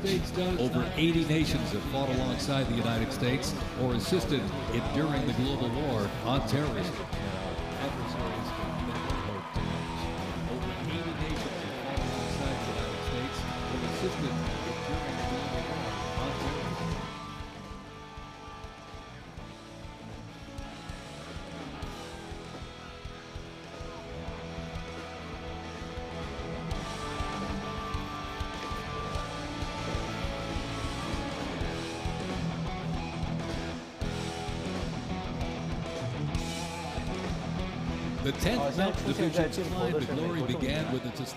厄内斯特，他其实是美国这个爱荷华州的这个参议员，他曾经也在美国陆军和这个预备役中服役过。当时这个美国国防部长赫格塞斯的这个任命听证会上啊，他其实是非常关键的一个人。他从一开始相对反对的态度，到最后转为支持。In the 1990s, the division participated in numerous humanitarian and peacekeeping operations. During the war on terrorism, the 10th Mountain Division proved their mettle as light fighters through repeated deployments to Afghanistan and Iraq. Now, since 2002, the 10th Mountain Division, based out of Fort Drum, New York, has been the most deployed regular Army unit. Its combat brigades have seen over 20 deployments to both Iraq and Afghanistan in support of Operation Iraqi Freedom and Operation Enduring Freedom. To show America's military might, they have one purpose: to deter war and, if ordered, defeat the enemies of the United States of America. They are the 10th Mountain Division. Military might, they have one purpose: to deter war and, if ordered, defeat the enemies. Investments in cutting-edge systems, drone technology, and power capabilities strengthen the force, equipping soldiers with tools they need to protect the country and defend democracy. The Army has 8 Stryker Brigade combat teams, 6 in the active component and 2 in the National Guard. More than 2/3 of the 7,000 servicemen and women who sacrificed their lives fighting the global war on terrorism were part of one of the Army's 3 branches: active duty forces, the Army Reserve, and the Army National Guard. The Army is continuously transforming to deter aggression to ensure our adversaries cannot outrange or outpace us. This transformation is not just about adapting, it's about maintaining dominance, ensuring that America's Army remains unmatched in its speed, flexibility, and ability to support the nation's strategic priorities. Now,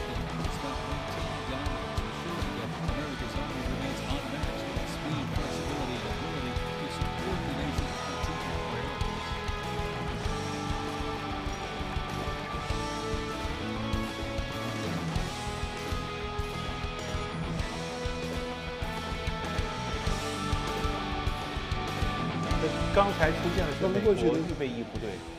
那美国其实陆军有3部分组成啊，就是说现役部队、预备役和国民警卫队。那美国每次参战的时候，其实都将大量的这个预备役和这个国民警卫队转化为作战部队，包括当时海湾战争的时候，美国陆军常规部队目前大概只有12个师。对，其中大部分来说，其中有3个是空降师，第10空降师、第82空降师和第101空降师。剩下其他呢也有重装甲师和这个普通的那个步兵师。它实际上它分布呢是您说。我可以看到今天这个阅兵，这个史派克步兵战车出现的这个次数是最多的。这是海马斯火箭炮了。对，海马斯。哦，这是陆军部长，美国陆军部长，非常年轻，85年出生啊。赫格塞斯是80年，这两个人都非常30-40岁啊。马克可能和咱们差不多大，或者比我们大一点。比我们小。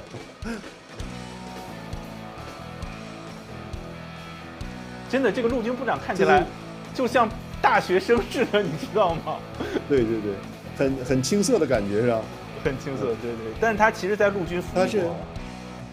他是2007年到2011年在这个山地师服役过。他当时去的是伊拉克，对，在伊拉克。然后他服役的时间比较短，然后他就退役了，以中尉的这个身份，军衔退役的。然后呢，他就开始进入商界了。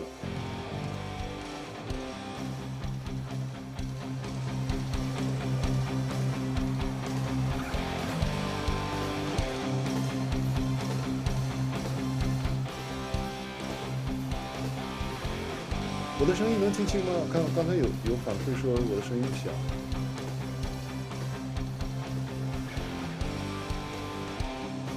他和要 SpaceX 一起投标这个金琼系统。对，它是人工智能结合的，非常厉害。对。他好像是要做一个，他有很多产品要做一个，就是结合人工智能的操作系统。对，它应该是操作系统吧。因为他这次 SpaceX 和他还有这个安德烈尔工业，他们3家是想要投。Keeping the Army forces battle ready and nimble makes transportation for the U.S. Army a very vital element. Spread across the parade today, numerous fighting vehicles, some designed for very specific functions and others for flexibility, but they all must be maintained. With over 200,000 trucks alone, wheeled vehicle mechanisms ensure that the fleet of vehicles are ready. These mechanics get the job done. This convoy starts with the M777, the lightweight howitzer. These lightweight howitzers may not look particularly lightweight, but are made from titanium. They are 7,000. 我们现在看到的就是 M777这个由锰合金制成的这个火炮，也是这次美国援助乌克兰的一个火炮，它看起来非常轻。它其实和其他火炮的不同是，除了它的精度和可靠性之外，它可以由直升机运输，甚至可以装在普通运输机里运输，使它能够达到全球快速部署。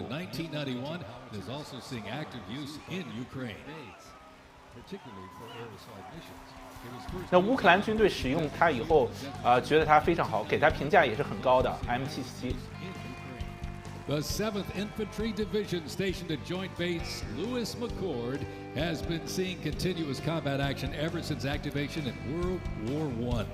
From Europe to the Aleutian Islands, Japan, Korea, Afghanistan, and the Pacific, the Bayonet Division boasts a proud history of answering the call of its motto, Trust in Me, with resolute dedication.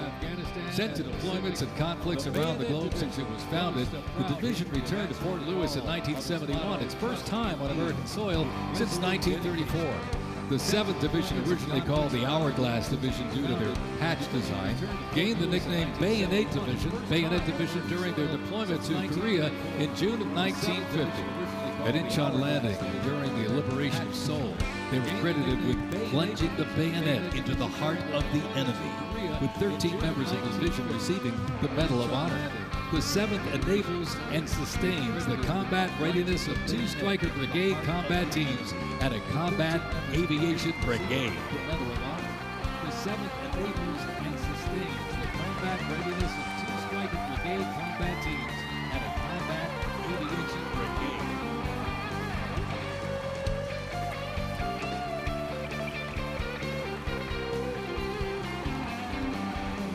我们刚才看到的是，就是美国陆军第7师啊，第7师成立于1917年，是当时为了参加1战而设立的。在2战期间，他参加了这个阿留申战役，包括莱特湾战役和琉球群岛战役。那朝鲜战争时期的第7师成为美军主力之一，参加过这个仁川登陆之后的向北推进以及重要的长津湖战役。Aside from its people, the Army's next greatest asset is its technology and equipment. Coming up next, these vehicles offer a glimpse of what the Army employs for readiness and battle. The portable howitzers and the portable Abrams tank were used extensively in the Gulf War along with Bradley tanks and the infantry squad vehicle. The ISV provides enhanced tactical 我 mobility 们 of 看 an 着这个 infantry 美军的这个 brigade 装甲部队， combat 基本上就 team. 是 This allows 还是以这 commanders 个 greater 史 freedom 派 to 克 squad 装 and 甲 action. 装甲 The 车来为主 ISV 的， is 我们看到它出现的数量呢就能看得出来。然后 M2 步兵战车呢又是跟史派克可能是就是一起合作协同作战的。一般美国现在这个机械化步兵师主要是以史派克步兵战车为主 ，M1是搭配 M2使用的。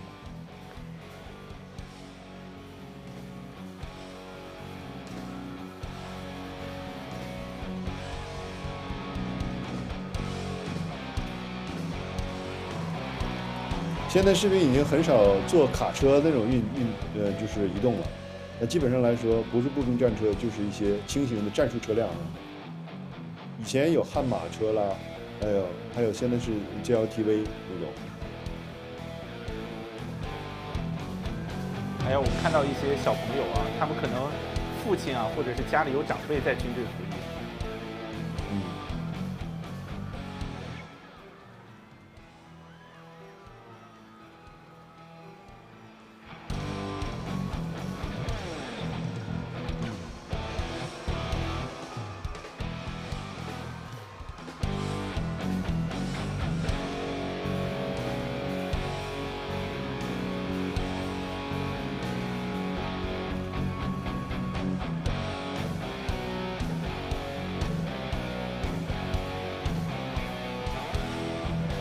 实际上，在这个我们在印象当中，美国陆军是那个印象不是很深刻，实际上是往往给我们印象深刻的是美国海军和空军，好像陆军的那个出军率不是很高，但实际上我们也看到，就是重大的战争当中，最后还是要靠陆军，最后的路面去解决这个问题。空军和海军呢是扫平一开始的这个重要的这个障碍。然后或者是把那个敌方的主要的这个通讯啊和这个防空武器击毁，再有一个就是重要的这个军事基地啊事先的摧毁，但是最后能够解决问题还是要靠陆军。你像当年空军。以前空军它还是陆军航空兵啊，这二战之后才独立出来的军种。现在空军的预算，这个是最受重视的。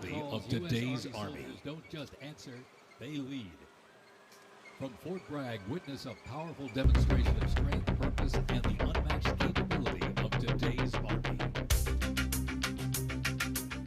The Army has made me see my potential, and I feel like it's molded me into a better person.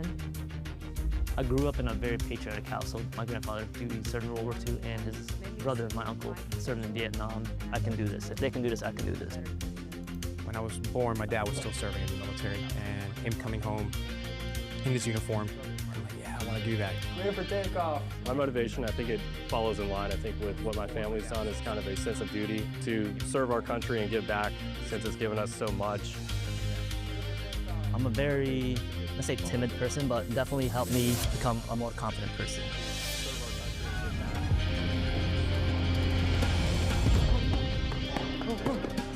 Working with a group and my peers, it really shows how much working with a team can strengthen you. All right, ready to go? Ready to go? I derive a lot of purpose from serving others. I think serving something bigger than myself gets me out of bed every day. Maybe follow it up.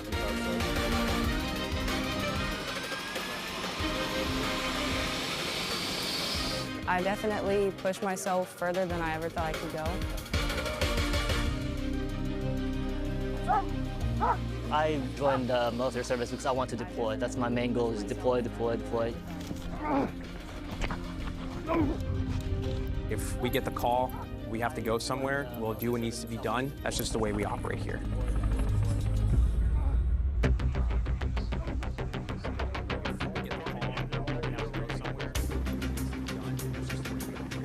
This is one of the few jobs in the nation where we all take an oath to say, I'm willing to put my life on the line for you, and they're willing to put their life on the line for me.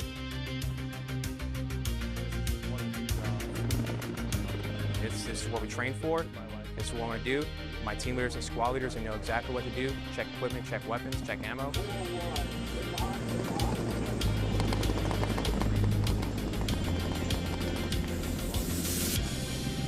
We're always ready to deploy within 18 hours and handle the mission at task.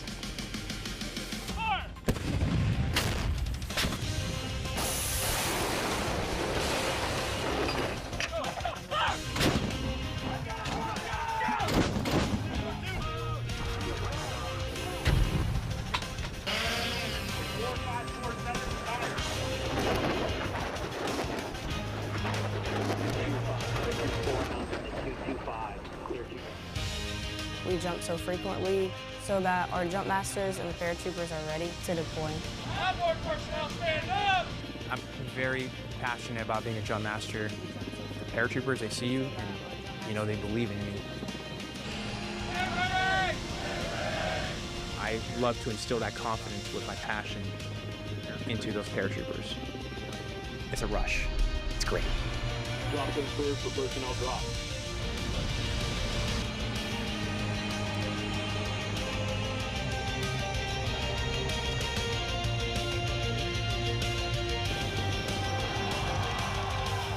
This week we honor 250 years of valor and glory and triumph by the greatest fighting force ever to walk the face of the earth, the United States Army.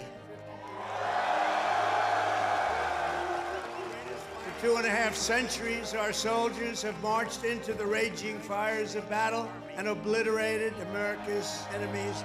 I love the Army.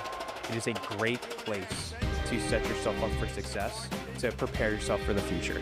God bless you, God bless our soldiers, and God bless the U.S. Army.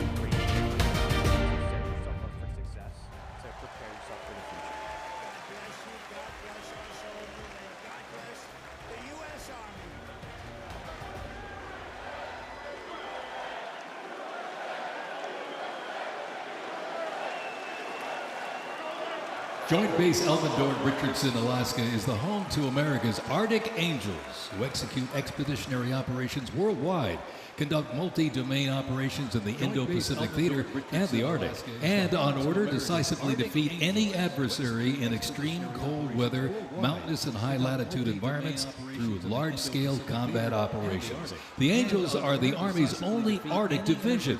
Masters of Arctic warfare, the 11th serves worldwide in all climates. Established in November of 1942, the Angels of the 11th Airborne Division led the way in the Philippines during World War II and spearheaded an amphibious invasion of Luzon and distinguished themselves during the liberation of Manila.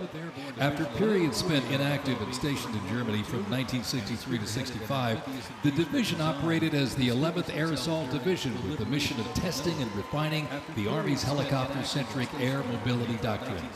Activated once again in June of 2022, they remain dedicated to defending America's interests throughout the Arctic, in Alaska, and beyond.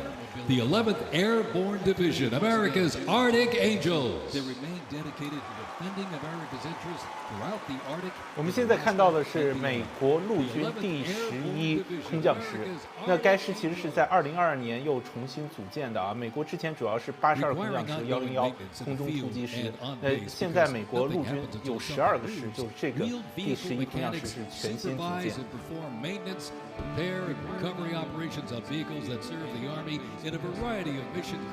那该师呢，其实目前部署在这个阿拉斯加方向，它其实是为了就是亚太战场作战所准备的，特别是台海包括日本旗舰。那美国现在的空降师，它要求是能够在36小时到72小时之间部署1/3的兵力，专门就是用于这个应对全球的紧急作战情况。现在出现的是 JLTV 战术车类，急行战车、惊行越野车。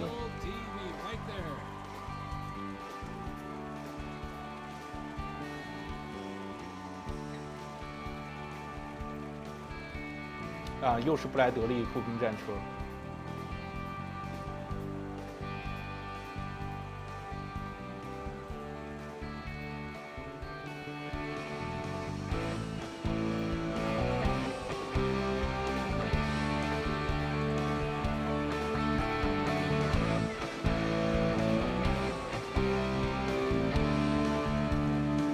PLTV。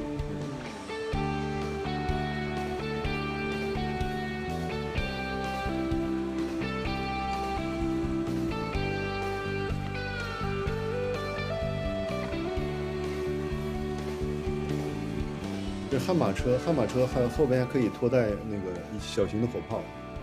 实际上，那个 M77-15榴弹炮也可以由悍马车来拖带。M77非常轻啊。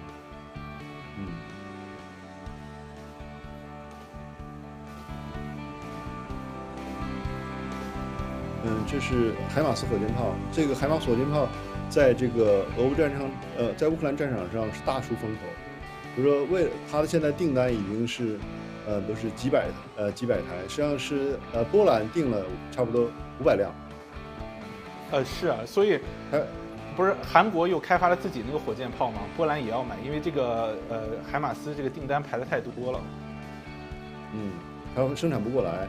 那台湾也订了，就是29门那个海马斯啊，29对，去年交付了第一台好像已经交付了，对吧？对，11门，第二批是18门。主要海马斯它现在主要是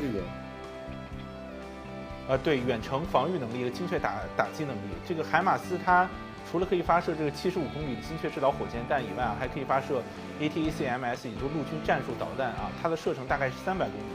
早期型号的射程大概是150公里啊。现在乌克兰使用的很多 ATACMS 其实是美军的早期型号。当然，美国陆军目前在开发新一代的这个战术导弹，叫做 PRSM 精准打击导弹。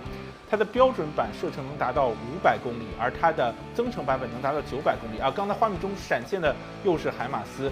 那 PRSM 这个精准打击导弹，它甚至有反舰版本啊。如果能达到900公里，又有反舰版本，就意味着如果台湾购买的话，就是说从台湾到东海到南海，这个射程都是可以覆盖的。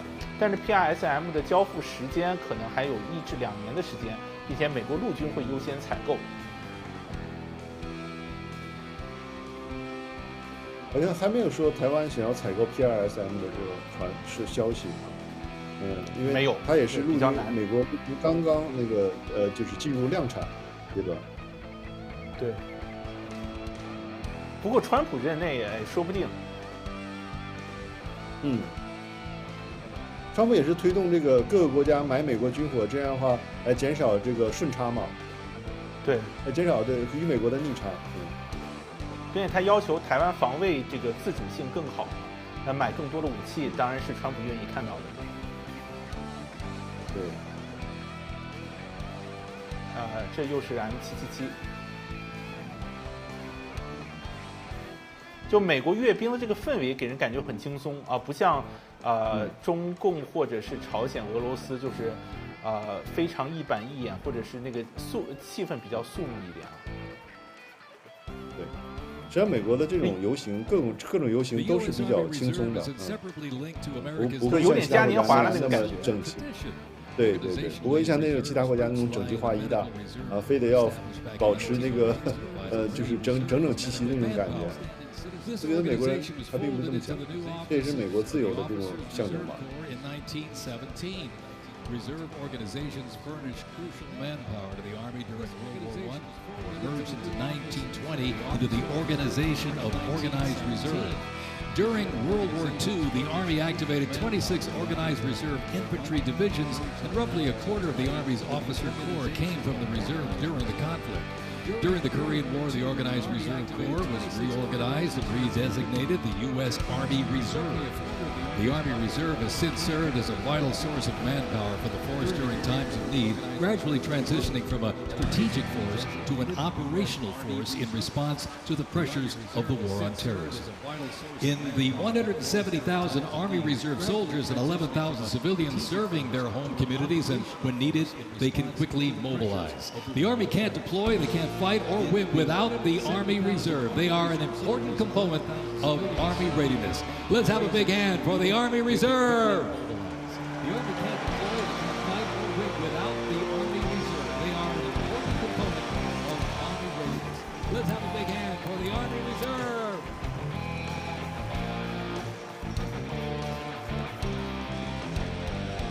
这 Today and tomorrow's Army looks to increase safety and survivability, create efficiency and streamline processes. The Striker is a great example of assessing evolving needs and developing the solution. Strikers provide a balance between heavy armor and infantry brigade and combat teams. Strikers is a great example of assessing evolving needs and developing the solution. Strikers provide a balance between heavy armor and infantry brigade and combat teams.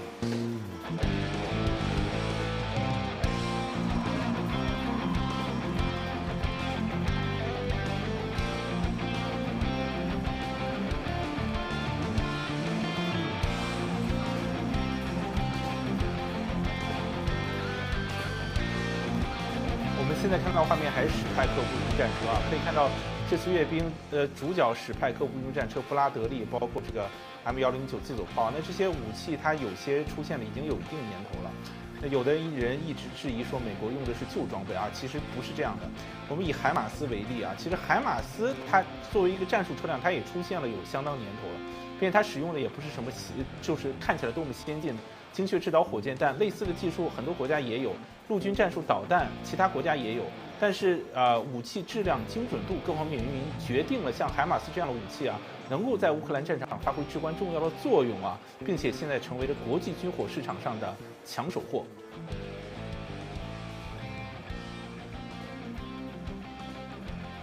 实际上，美国这些军备呢，都是经过那种大量的那个实战考验的。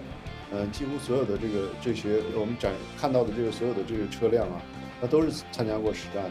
所以说，为什么美国军火能够就是长久不衰，也是长盛不衰，也是因为它这些东西都是在这个实际作战当中展现了它的实力的。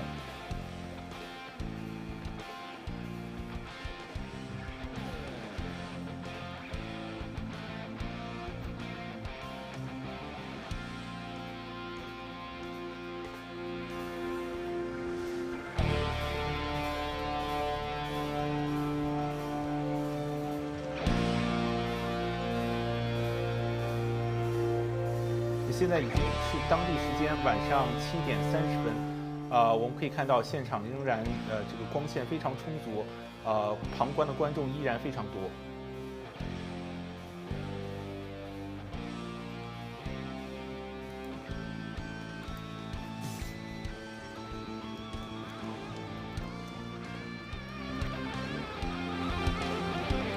When Americans hear the name Bastogne, they remember one of World War II's most heroic defenses, the Battle of the Bulge. Surrounded by German forces in the frozen forests of Belgium in December 1944, soldiers of the 101st Airborne held the line. Battle of the Bulge. Surrounded by German forces in the frozen forests of Belgium in December 1944, soldiers of the 101st Airborne held the line.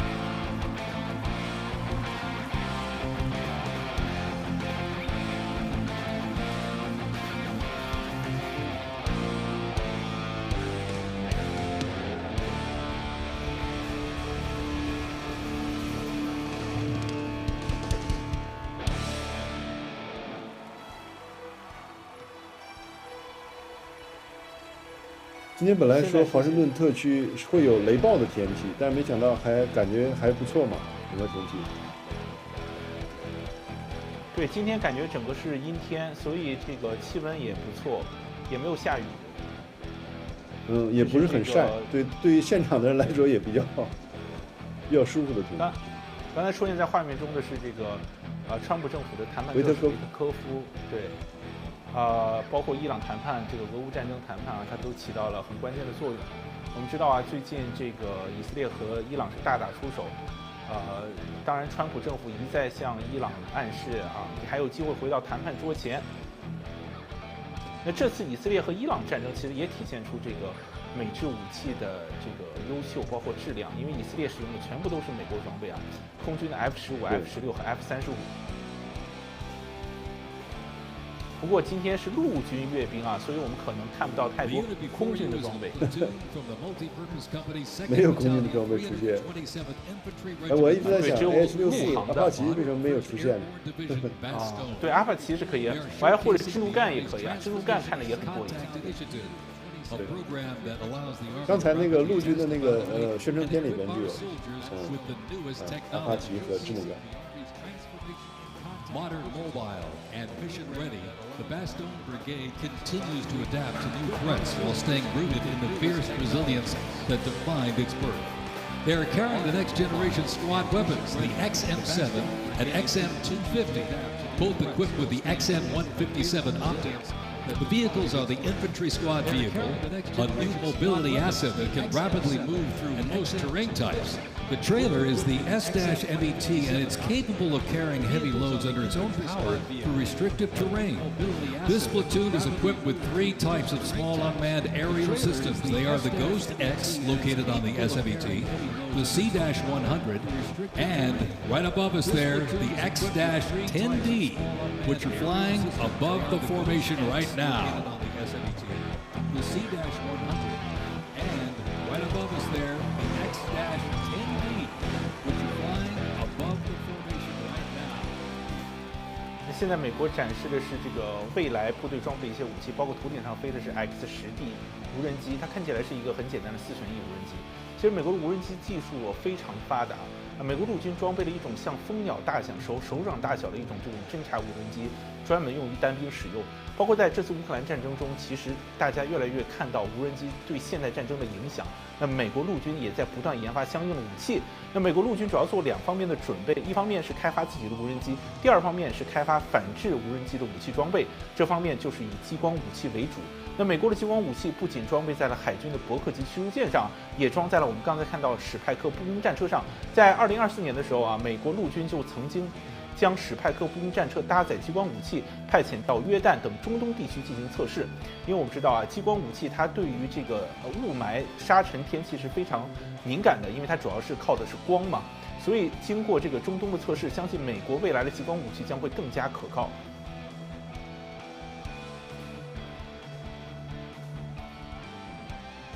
现在展示的是美国这个未来特种部队，非常帅气啊，穿着迷彩，手持无人机。他们用的那个枪，他们挎的枪，那个 SM7，也是未来的美军下一代的这个步枪装备，单兵装备。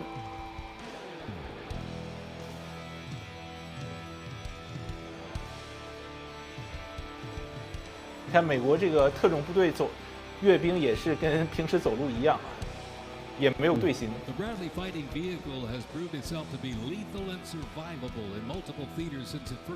像这种目前这种小型的 LPV 无人机，在这个俄乌战争当中发挥很大的作用，就跟精准炮弹一样在使用。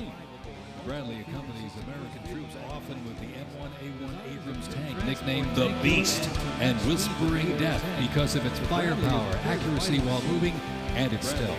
Together, they offer mobility and firepower, a fearsome combination.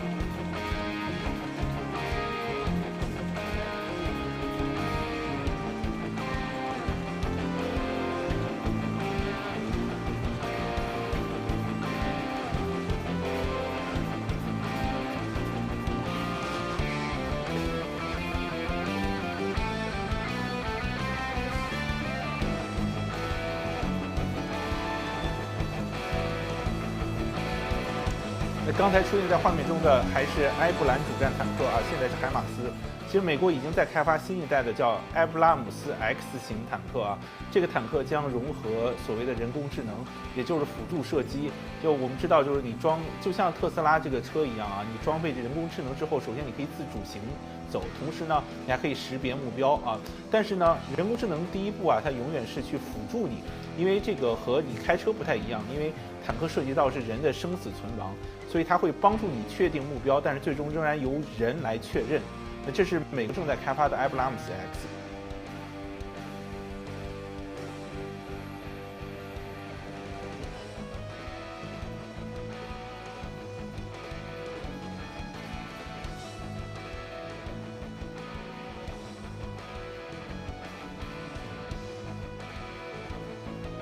马克，你觉得埃布拉姆斯和豹2坦克，你更喜欢哪一个？我那个以前我采访过那个就是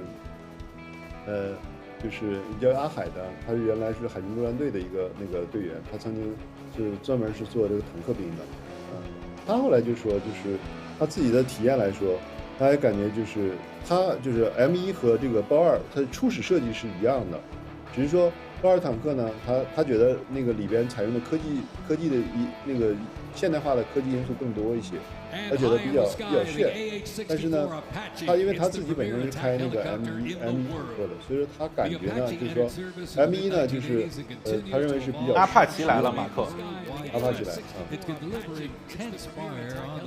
现在在空中飞过的就是美国陆军航空队的阿帕奇武装攻击机。The aircraft you see here is configured with a sophisticated targeting radar system and can operate in poor visibility and in the black of night. With more than 1,280 aircraft in operation accumulating over 5 million flight hours, 1.3 million of which have been in combat, the AH-64 Apache represents the backbone of the U.S. Army's attack helicopter fleet and a growing number of international defense forces in combat. The AH-64 Apache represents the backbone of the U.S. Army's attack helicopter fleet and a growing number of international defense forces. 现在出现在画面中的是美国大名鼎鼎的黑鹰直升机啊！我们知道中共最近开发出的这个直20，它其实就是仿制美国的黑鹰。在80年代的时候，中国当时和美国蜜月期从美国引进了这个民用款的这个黑鹰直升机，后来加以仿制。那黑鹰直升机是世界上可靠性最好，然后产量最多的现代直升机之一。它的产量可能没有那个俄罗斯的米八多，但是当然那个它的性能是远远超过米八了。洛希德马丁的广告。机器狗出现了。The Army Research Laboratory robot dogs reflect the latest in Army innovation. Look at this. Much like a true canine, these robots can go where soldiers cannot. They have increased mobility, improved tactical awareness, reduced risk to soldiers, and enhanced teamwork. Replacing soldiers, robot dogs can explore terrain that may be difficult for soldiers to traverse, dispose of explosive ordnance, and act in defensive posture or aggressive capacity when armed. Robot dogs can explore terrain that may be difficult for soldiers to traverse, dispose of explosive ordnance, and act in defensive posture or aggressive capacity when armed.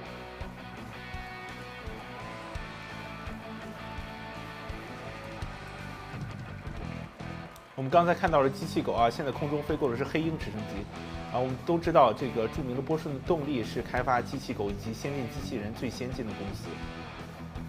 现在大家画面中看到是支奴干运输机，大型运输机啊。The Ghost Robot Dog is another innovation that can adapt seamlessly for various missions from recon to bomb recognition. These dogs reduce risk and support soldiers completely in high-stakes missions. 现在画面中出现的又是美国全新研制的机器狗，在机器狗画面的后方有一个很特殊的这个车辆，可能是美国未来的一种无人驾驶车辆。应该是 M5那个就是无人车。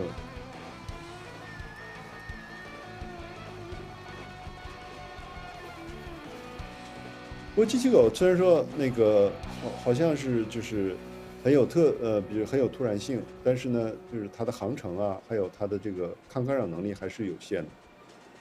我们现在看到的就是美国未来研制的一些武器啊，这个应该是 GVSC 研制的这个无人的战车 MAT 对，可以看到它体积非常小，和刚才的这个埃布兰相比，简直就是一个小玩具。这空中又是支奴干直升机，支奴干是超大型重型直升机啊，它前后2个螺旋桨。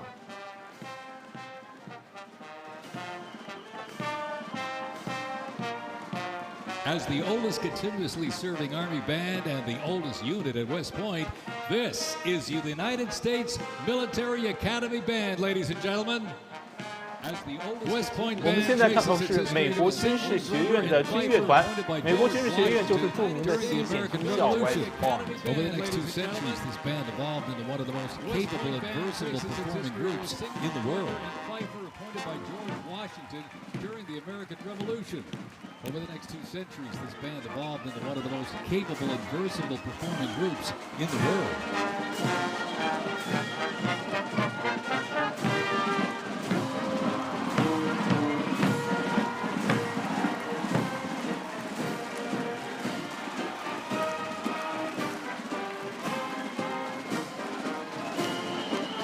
One of the most prestigious institutions in the world where leadership is forged and duty becomes destiny. This is West Point, where Army leaders are made.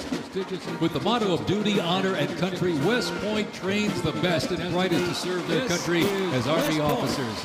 Founded back in 1802 by President Thomas Jefferson, West Point is the home of the Long Gray Line, a legacy of courage and excellence that includes 77 Medal of Honor recipients, 2 U.S. presidents, Grant Eisenhower, and numerous generals, including John J. Pershing, Douglas MacArthur, and Norman Schwarzkopf. Includes 77 Medal of Honor recipients, 2 U.S. presidents, Grant Eisenhower, and numerous generals, including John J. Pershing, Douglas MacArthur, and Norman Schwarzkopf.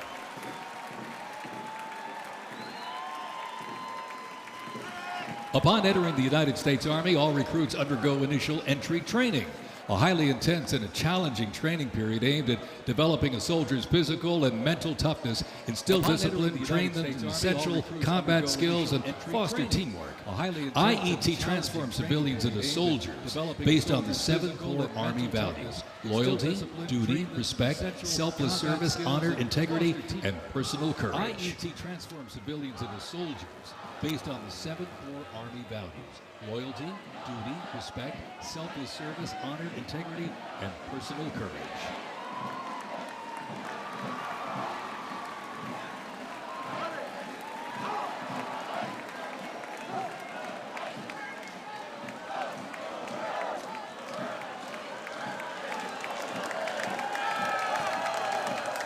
The Virginia Military Institute, on a mission to produce citizen soldiers, men and women educated for civilian life, prepared to serve their country in the armed forces. VMI counts a Nobel Prize winner, 11 Rhodes Scholars, generals, 7 Medal of Honor recipients, and a Pulitzer Prize winner among its graduates. As one of the nation's senior military colleges, students at Virginia Military Institute can participate in Army ROTC or the Corps of Cadets. While cadets in the Corps can serve in any branch of the United States military or pursue other careers, those in Army ROTC earn their commission as officers, ready to serve on active duty in the National Guard or Army Reserve. Each year, the Army Senior ROTC Blue Ridge Battalion commissions approximately 130 second lieutenants, ensuring that excellence in leadership continues in generations to come. Army Senior ROTC Blue Ridge Battalion commissions approximately 130 second lieutenants. The Citadel, the military college of South Carolina, offers students the opportunity to participate in Army ROTC or the historic Corps of Cadets. Founded in 1842, the Citadel is the 3rd oldest of the senior military colleges and is known for its Corps of Cadets living and studying under a classical military system that makes leadership and character development essential.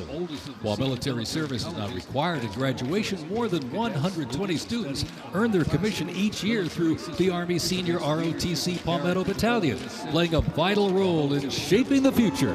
Graduation, more than 100 120 students earn their commission each year through the Army Senior ROTC Palmetto Battalion. As one of the nation's senior military colleges, Texas A&M University is home to both Army ROTC and the renowned Corps of Cadets. The Corps of Cadets' central purposes has remained building individuals that exemplify respect, excellence, leadership, loyalty, integrity, and selfless service. Students at the university who participate in the Army ROTC earn their commission as officers ready to serve on active duty in the National Guard or Army Reserve. Each year, the Army Senior ROTC Warrior Training Battalion at Texas A&M proudly commissions more than 90 second lieutenants and is honored to shape the future leaders of the U.S. Army. The Army Senior ROTC Warrior Training Battalion at Texas A&M proudly commissions more than 90 second lieutenants and is honored to shape the future leaders of the U.S. Army.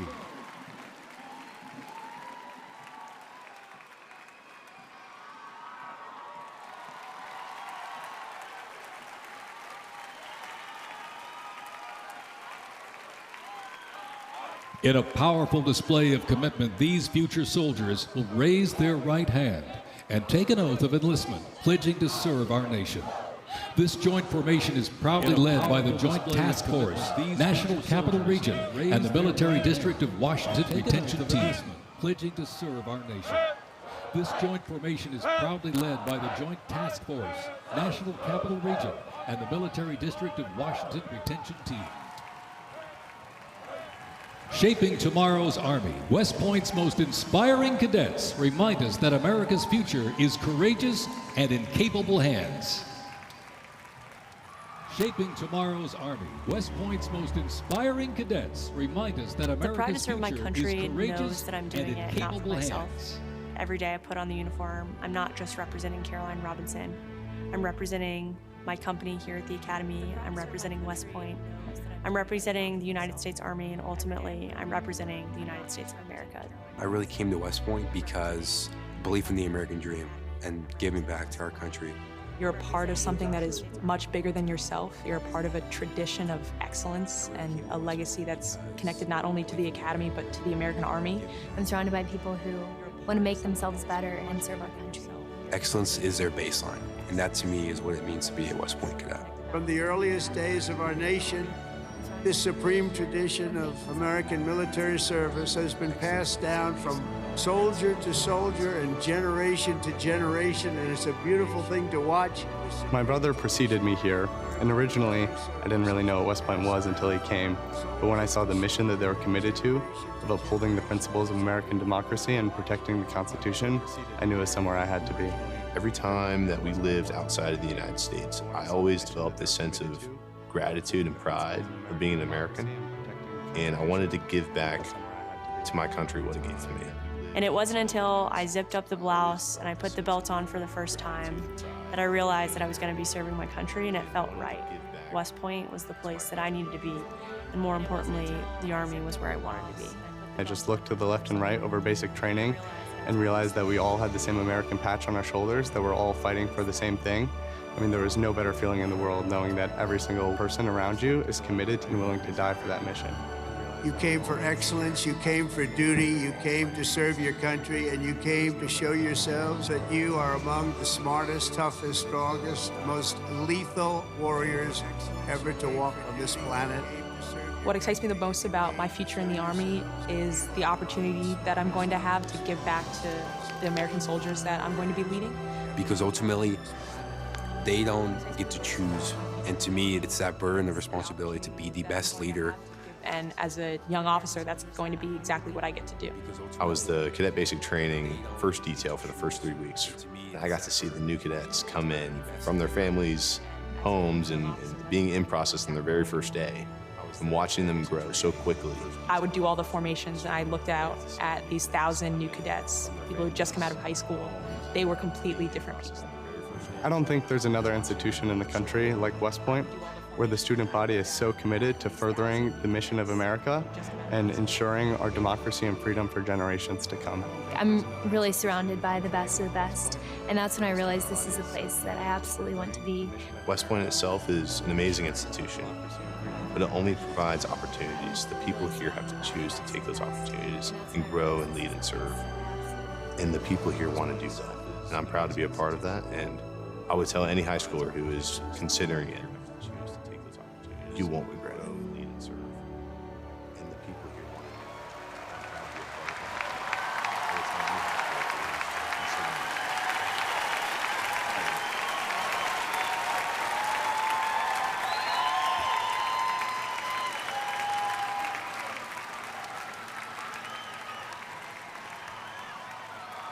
Left. Face. Mr. President, First Sergeant Norton reporting for duty, sir. Ready to commence the ceremony as directed. I state your name. Mr. President, I Do solemnly swear that I will support and defend the Constitution of the United States of America against all enemies, foreign and domestic, that I will bear true faith and allegiance to the same, and that I will obey the orders of the President of the United States and the orders of the officers appointed over me according to regulations and the Uniform Code of Military Justice. So help me God. Congratulations, congratulations. Welcome to the United States Army, and have a great life. Thank you very much. Have a great life. Thank you.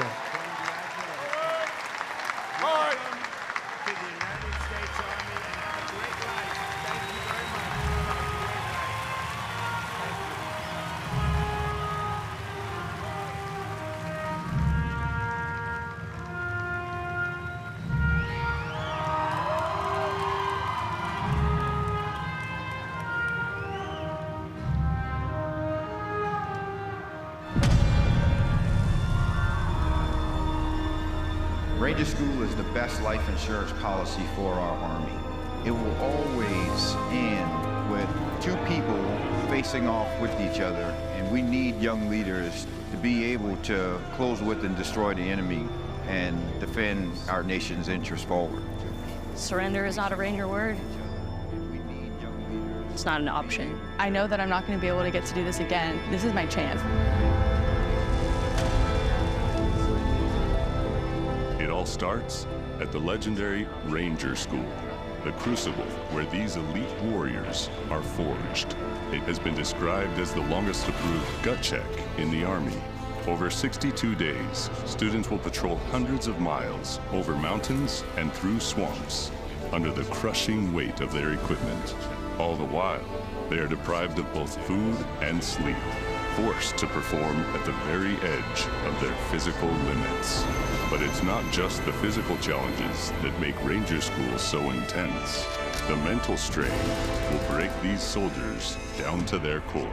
If I have a come-to-God moment, I have to take my PC off my patrol cap. And on the inside of that, my commander gave me a Ranger tab, the yellow and black one that you get during graduation. And I pinned it to the inside of my PC.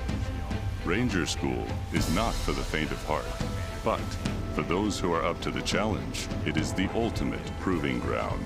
They already didn't have enough beds for people in our company. And our eyes reminded us that we don't have enough beds because there's not going to be this many people by tomorrow. Just a slight reminder that there's too many of you anyways, and not all of you are going to pass.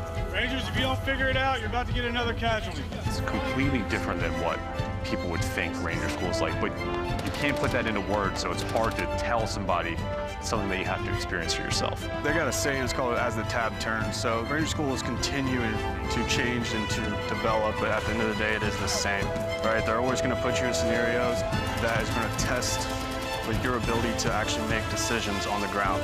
As you go through Ranger School, it is a gut check. It's going to check you out. And what's going to get you through it is whether you have it or not. Thousands and thousands of soldiers train all their lives to come here, prepare themselves to come to Ranger School, and only a few hundred leave here every class with the tab. It's not for everyone. I'm not going to leave until I get it. So just buckle down, stop complaining, and just get the job done.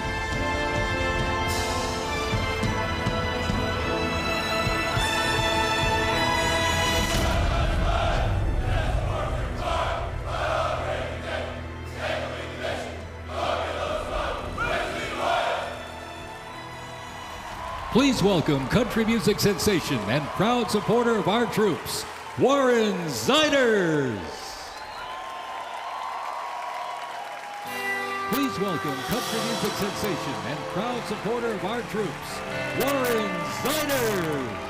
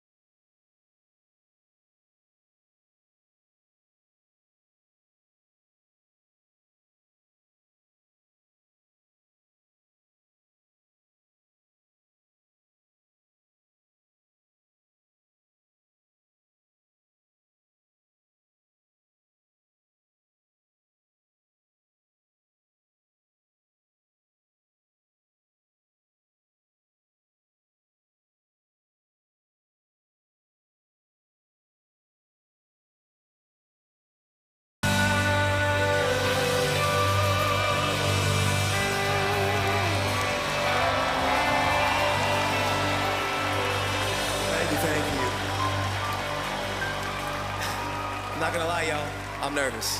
But I would just like to say thank you so much for having me here tonight. I am just so fortunate to be here in front of y'all. And thank you guys so much for what you guys do. And honestly, happy birthday, y'all. Happy birthday.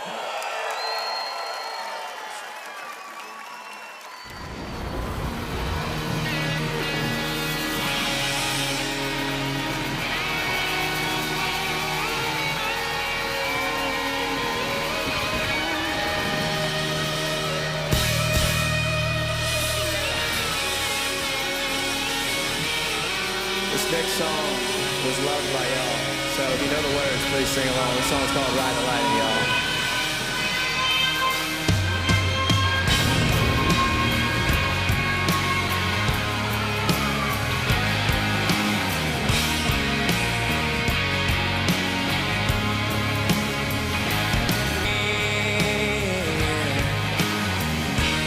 I see you singing, my friend.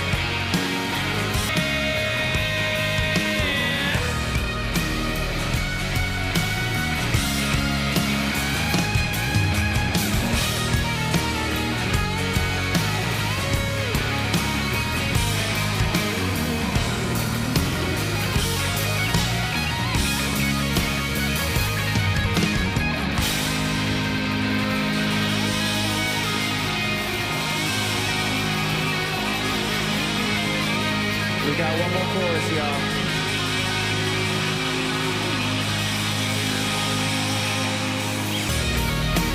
Ladies and gentlemen, everybody here, everybody that has attended tonight, I just want to say thank you so much. And I'll leave y'all with this. I'm more insiders, y'all. Thanks for having me.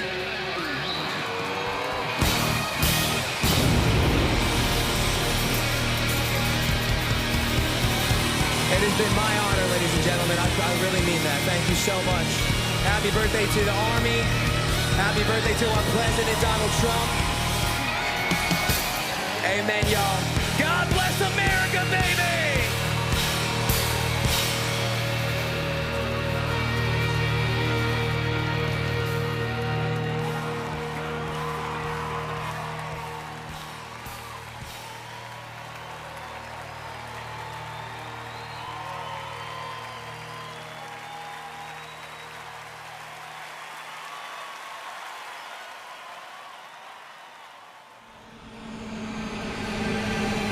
This week we honor 250 years of valor and glory and triumph by the greatest fighting force ever to walk the face of the earth, the United States Army.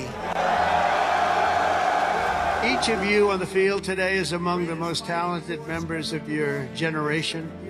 You could have done anything you wanted. You could have gone anywhere. You could have gone to any school. Matt's incredible heroism helped ensure that not a single American soldier died in the Battle of Shock Valley. For 2.5 centuries, our soldiers have marched into the raging fires of battle and obliterated America's enemies. The dignity, daring, and devotion of the American military is unrivaled anywhere in history and any place in the world. Our soldiers do not rest until they win.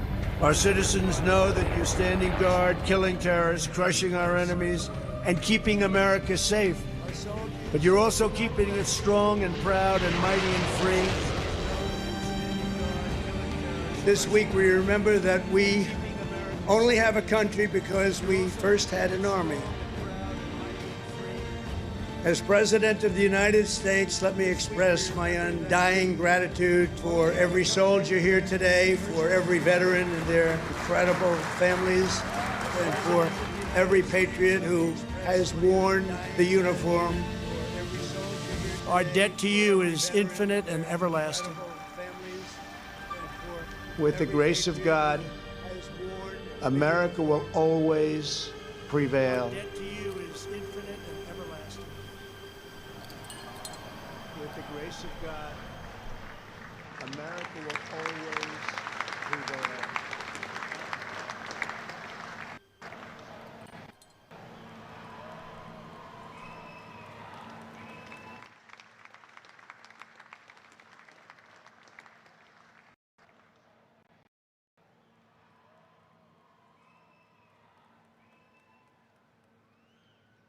Well, let me say to the thousands of Americans who traveled from distant towns and across state lines to be here today, this is your national capital. Welcome to Washington, D.C. We are thrilled to have you.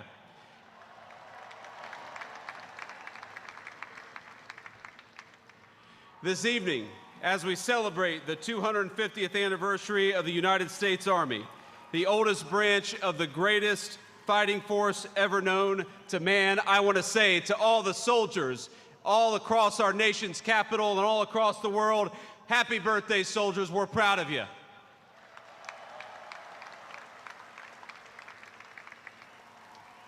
And I want to say you represent an unbroken line of greatness, of excellence. And one of the things the President of the United States has told his entire administration, from the Vice President on down, is that we must remember that the young men and women who put on the uniform and serve this nation are our most precious resource. We must honor them, we must respect them, we must fight for them, and that's exactly what the Trump administration aims to do every single day.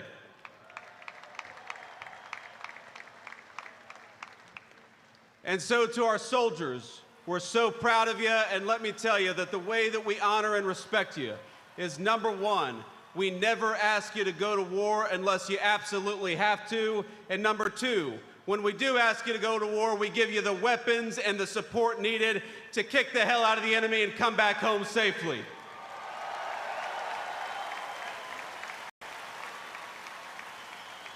Now, I know I am the last thing standing between events, and that is a dangerous place to be with a lot of soldiers in the audience. So let me just say a couple of quick additional thoughts. First of all, June the 14th is, of course, the birthday of the Army.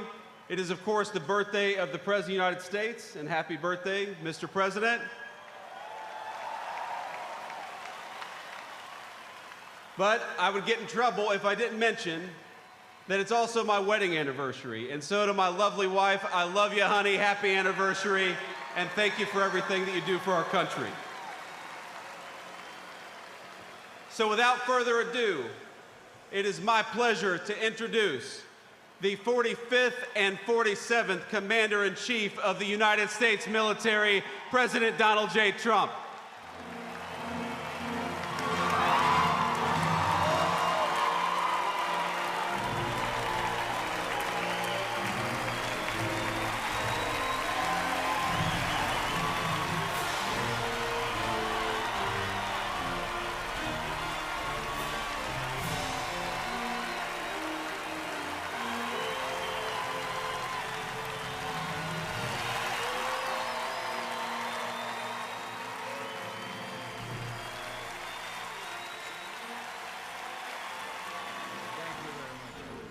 Thank you to Vice President Vance, and thank you to our wonderful First Lady, and above all, thank you to the greatest, fiercest, and bravest fighting force ever to stride the face of this earth, the United States Army. Thank you very much. Because the Army keeps us free, you make us strong, and tonight, you have made all Americans very proud. They're watching from all over the world, actually. Made them all very proud. Every other country celebrates their victories. It's about time America did too. That's what we're doing tonight. And watching this magnificent display, our souls are filled with gratitude for every generation of warriors who have worn the uniform all the way back to the very beginning.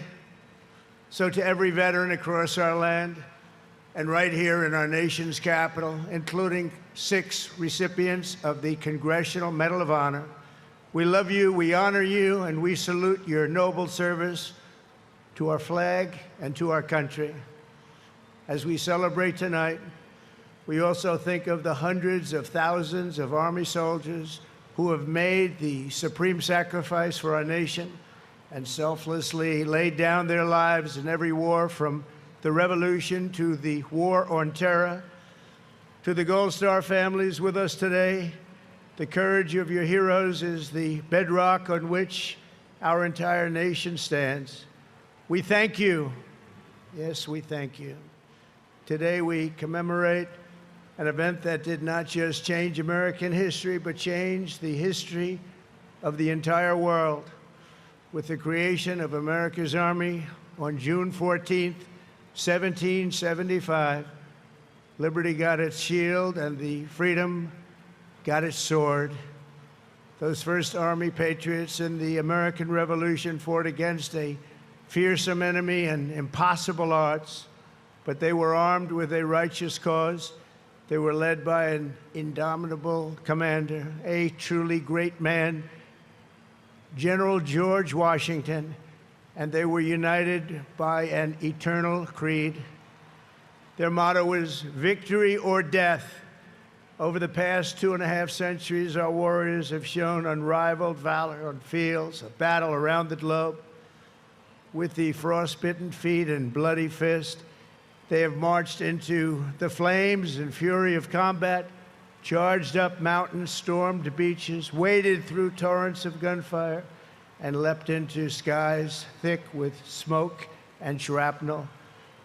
The U.S. Army has driven bayonets into the heart of sinister empires, crushed the ambitions of evil tyrants.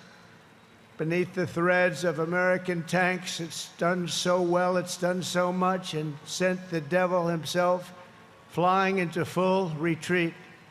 Time and again, America's enemies have learned that if you threaten the American people, our soldiers are coming for you. Your defeat will be certain, your demise will be final, and your downfall will be total and complete.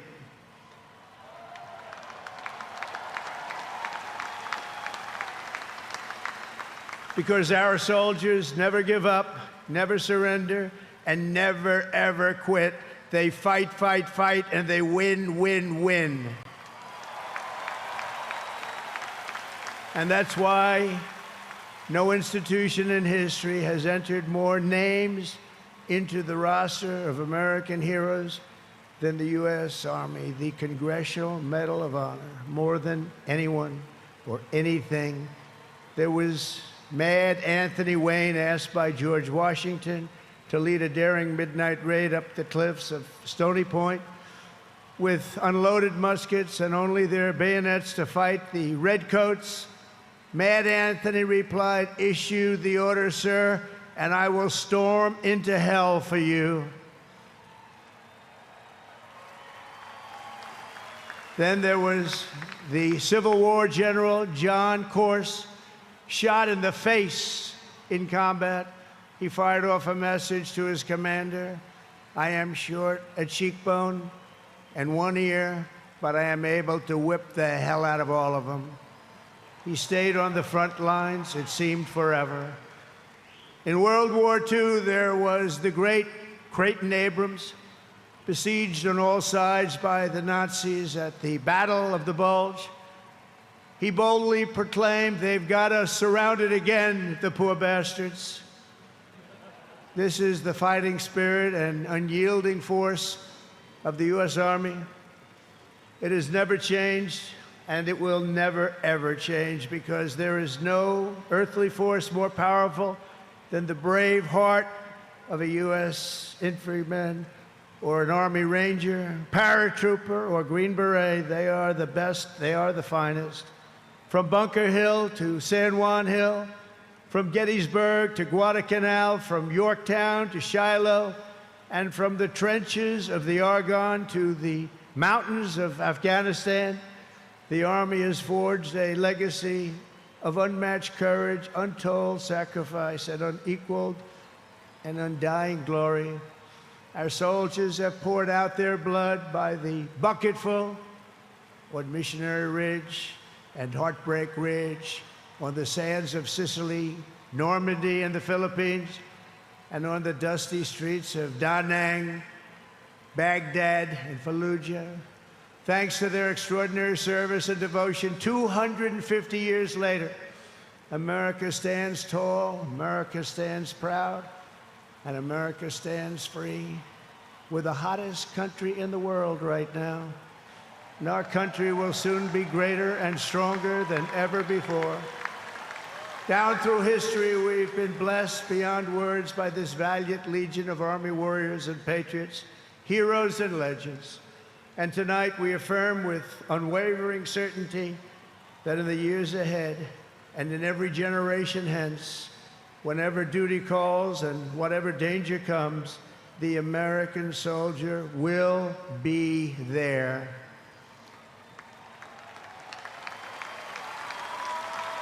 No matter the risk, no matter the obstacles, our warriors will charge into battle. They will plunge into the crucible of fire, and they will seize the crown of victory, because the United States of America will always have the grace of Almighty God and the iron will of the United States Army. Congratulations to everybody. We love our country. We've never done better.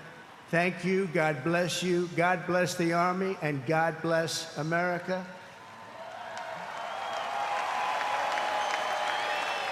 And now I'd like to ask our great First Lady to join me at the podium. Thank you very much, everybody.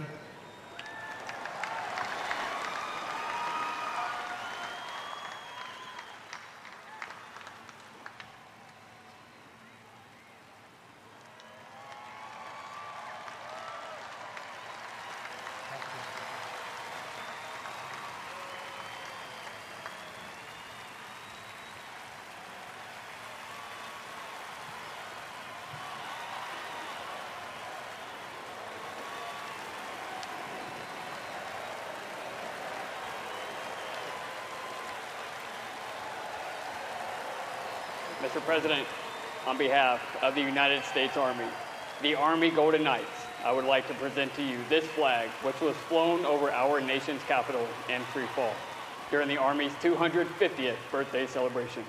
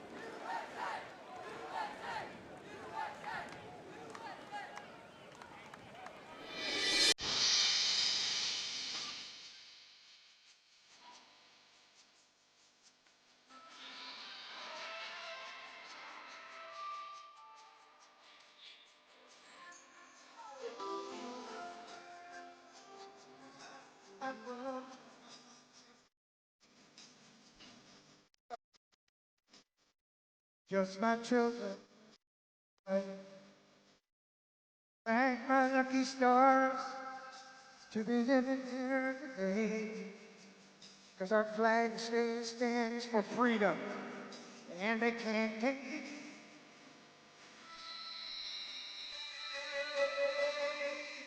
And an American is gonna know life.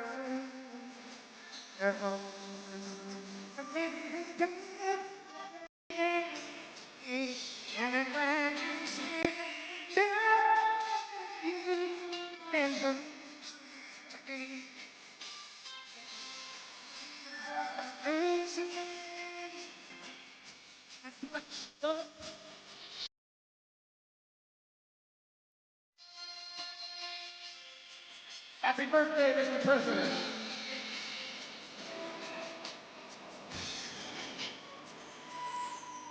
From the lakes of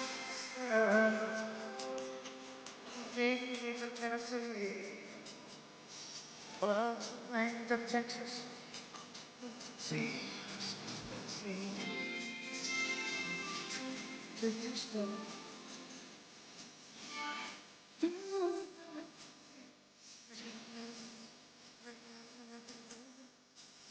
And we stand. Sing it with me.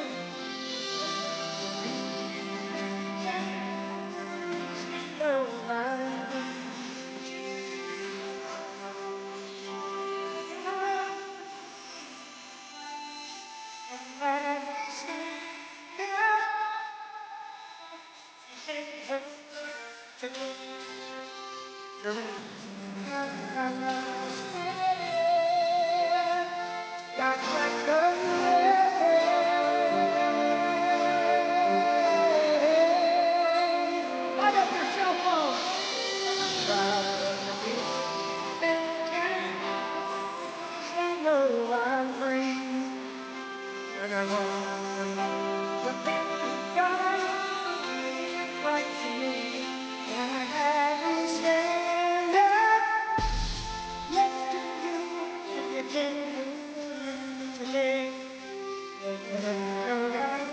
Love is mad.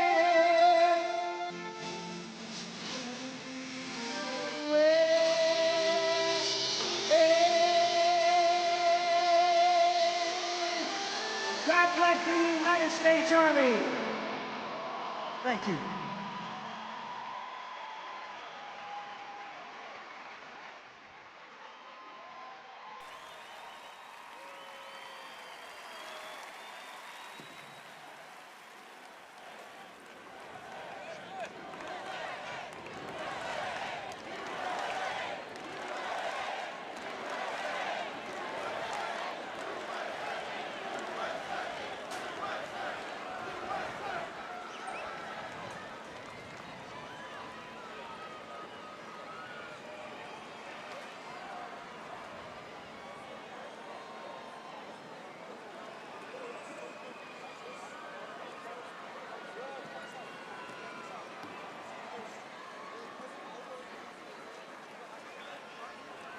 约会吗？还有，然后。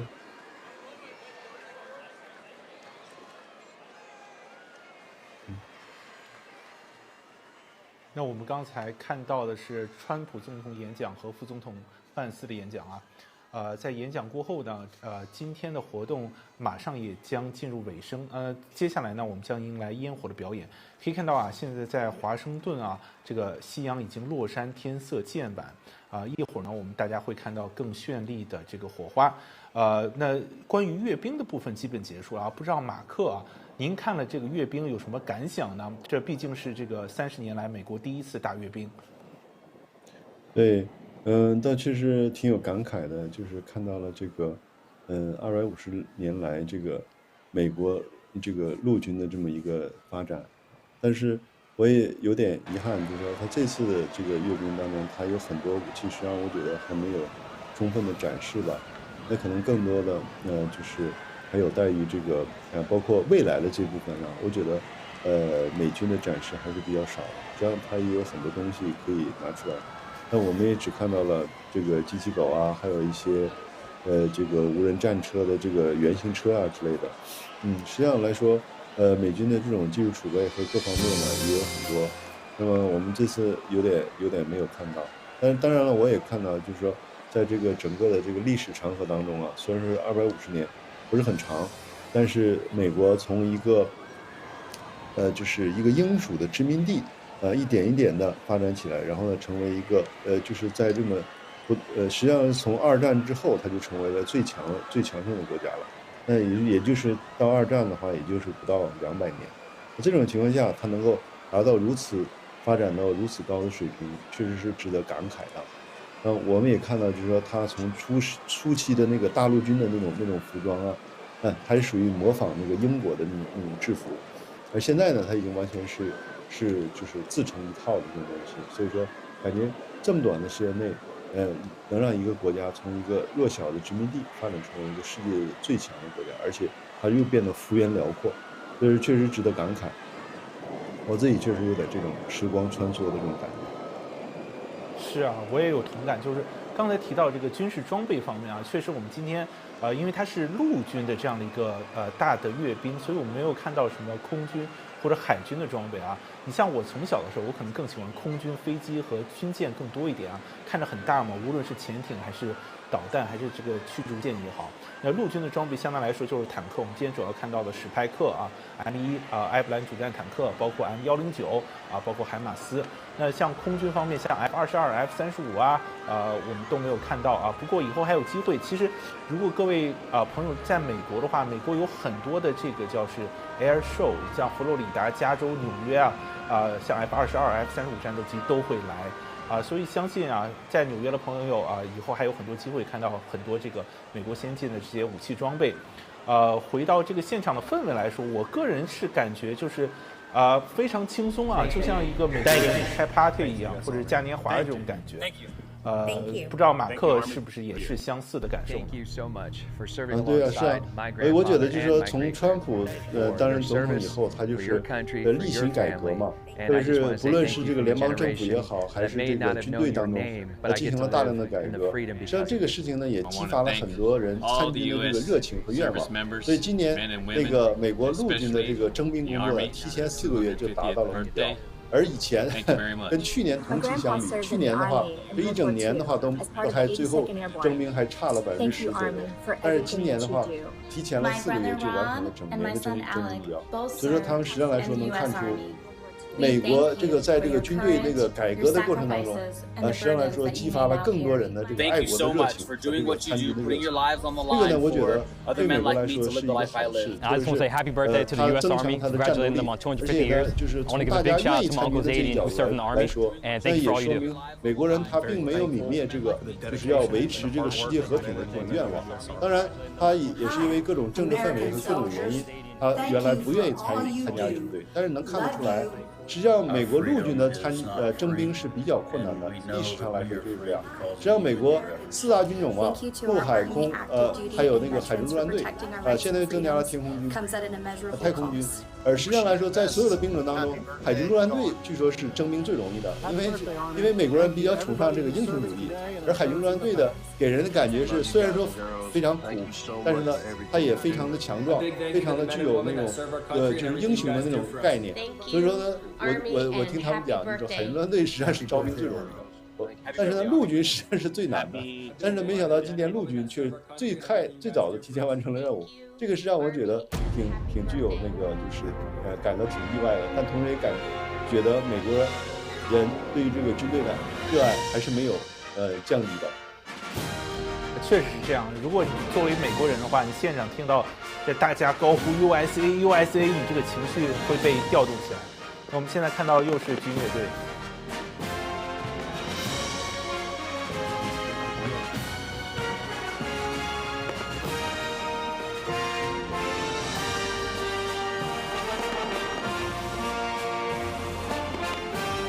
现在看到夕阳已经西下整个夜空笼罩着首都华盛顿 DC。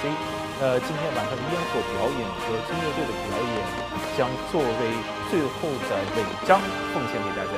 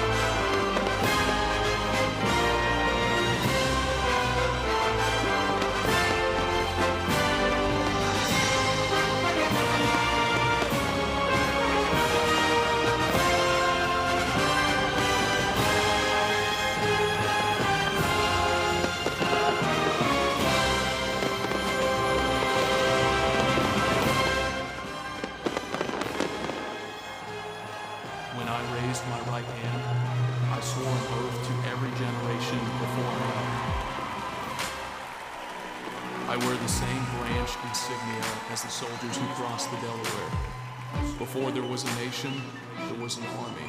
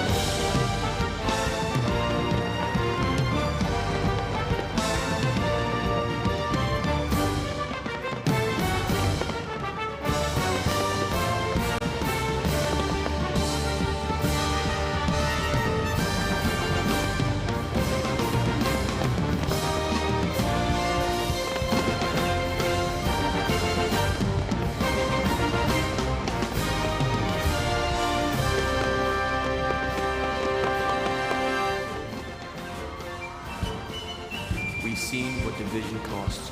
I serve because unity is worth the fight. I carry that legacy forward every time I put on this uniform.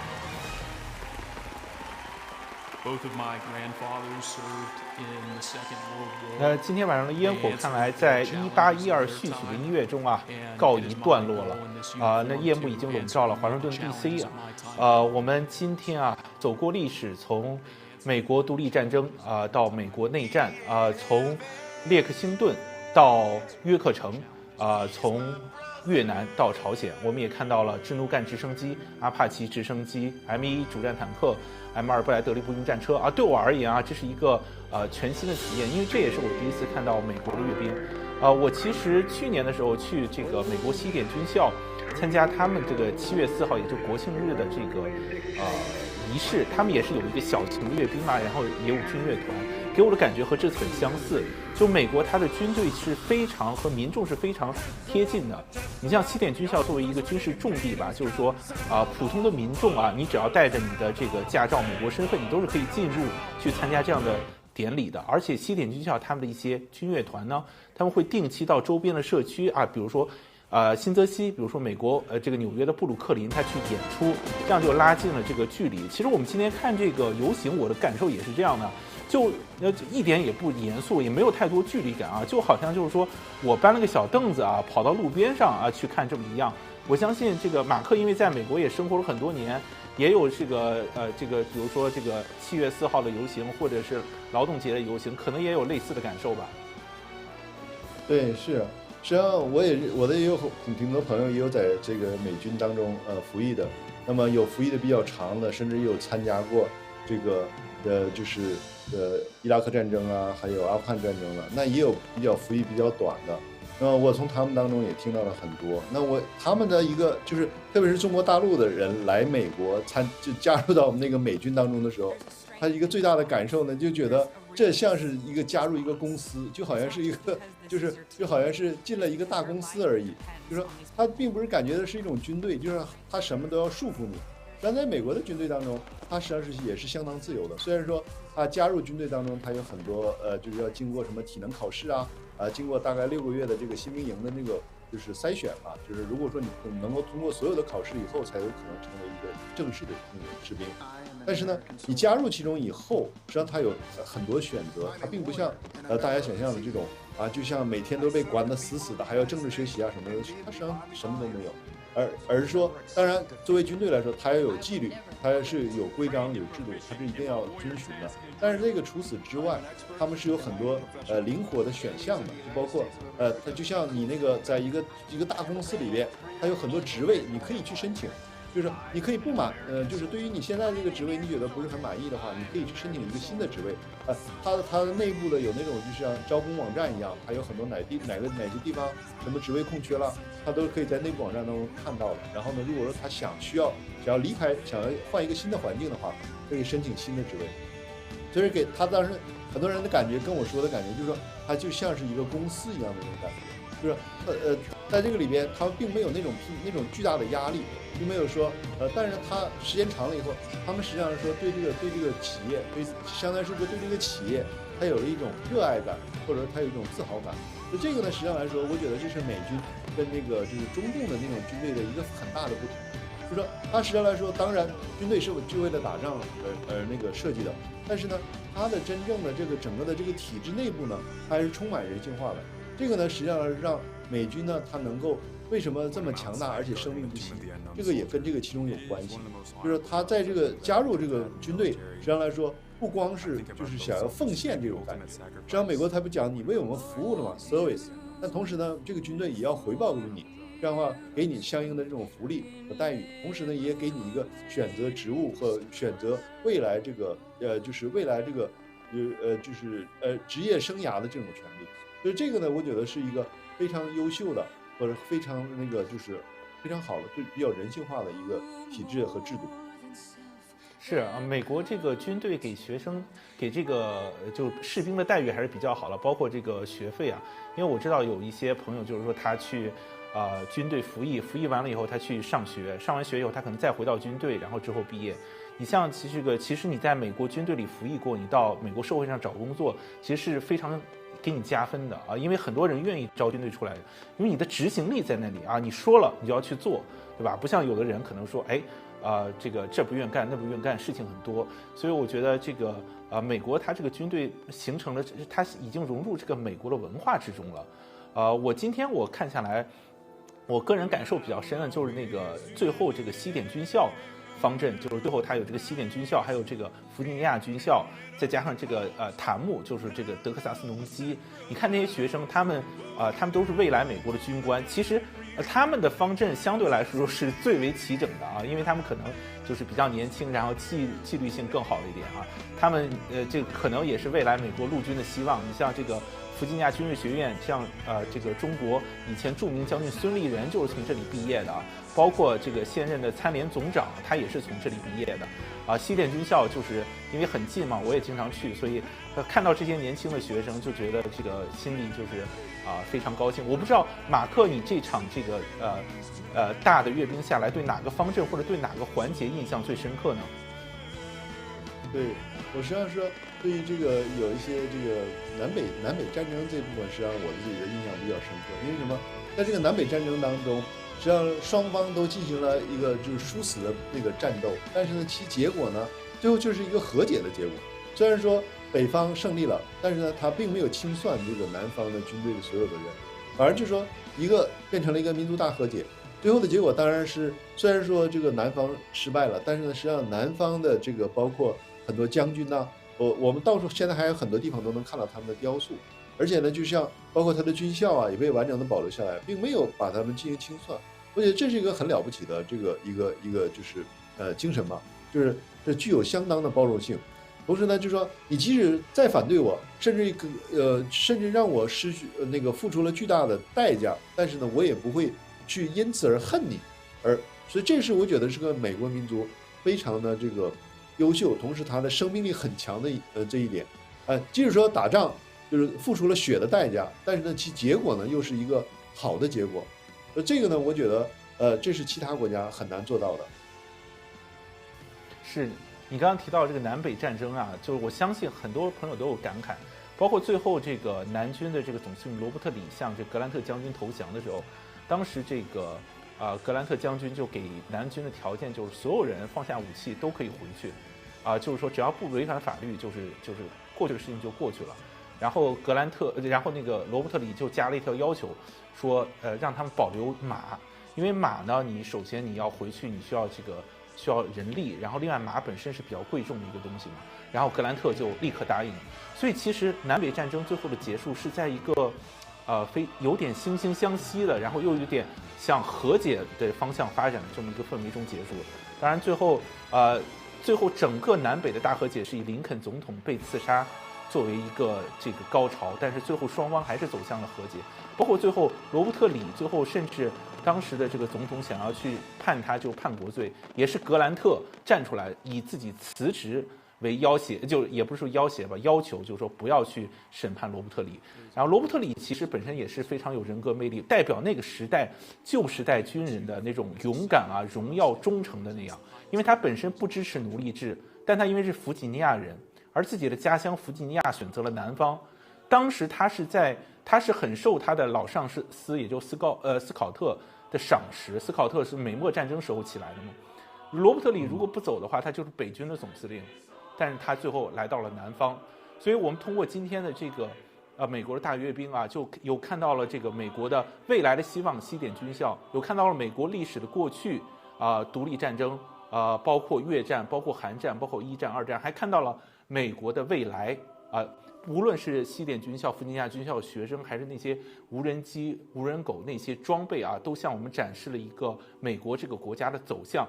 我相信各位观众朋友们在过去3个小时一定会比较享受这样的一次阅兵。它和中共或者俄罗斯、朝鲜的阅兵不一样，但是带给我们的是美国的这样的一个文化和美国这样的一个精神。那今天的节目因为时间关系呢，就到这里。今天节目是由我和马克为大家带来的，欢迎大家继续关注新唐人的其他节目。那我们之后再会。好，谢谢大家，再见。谢谢大家。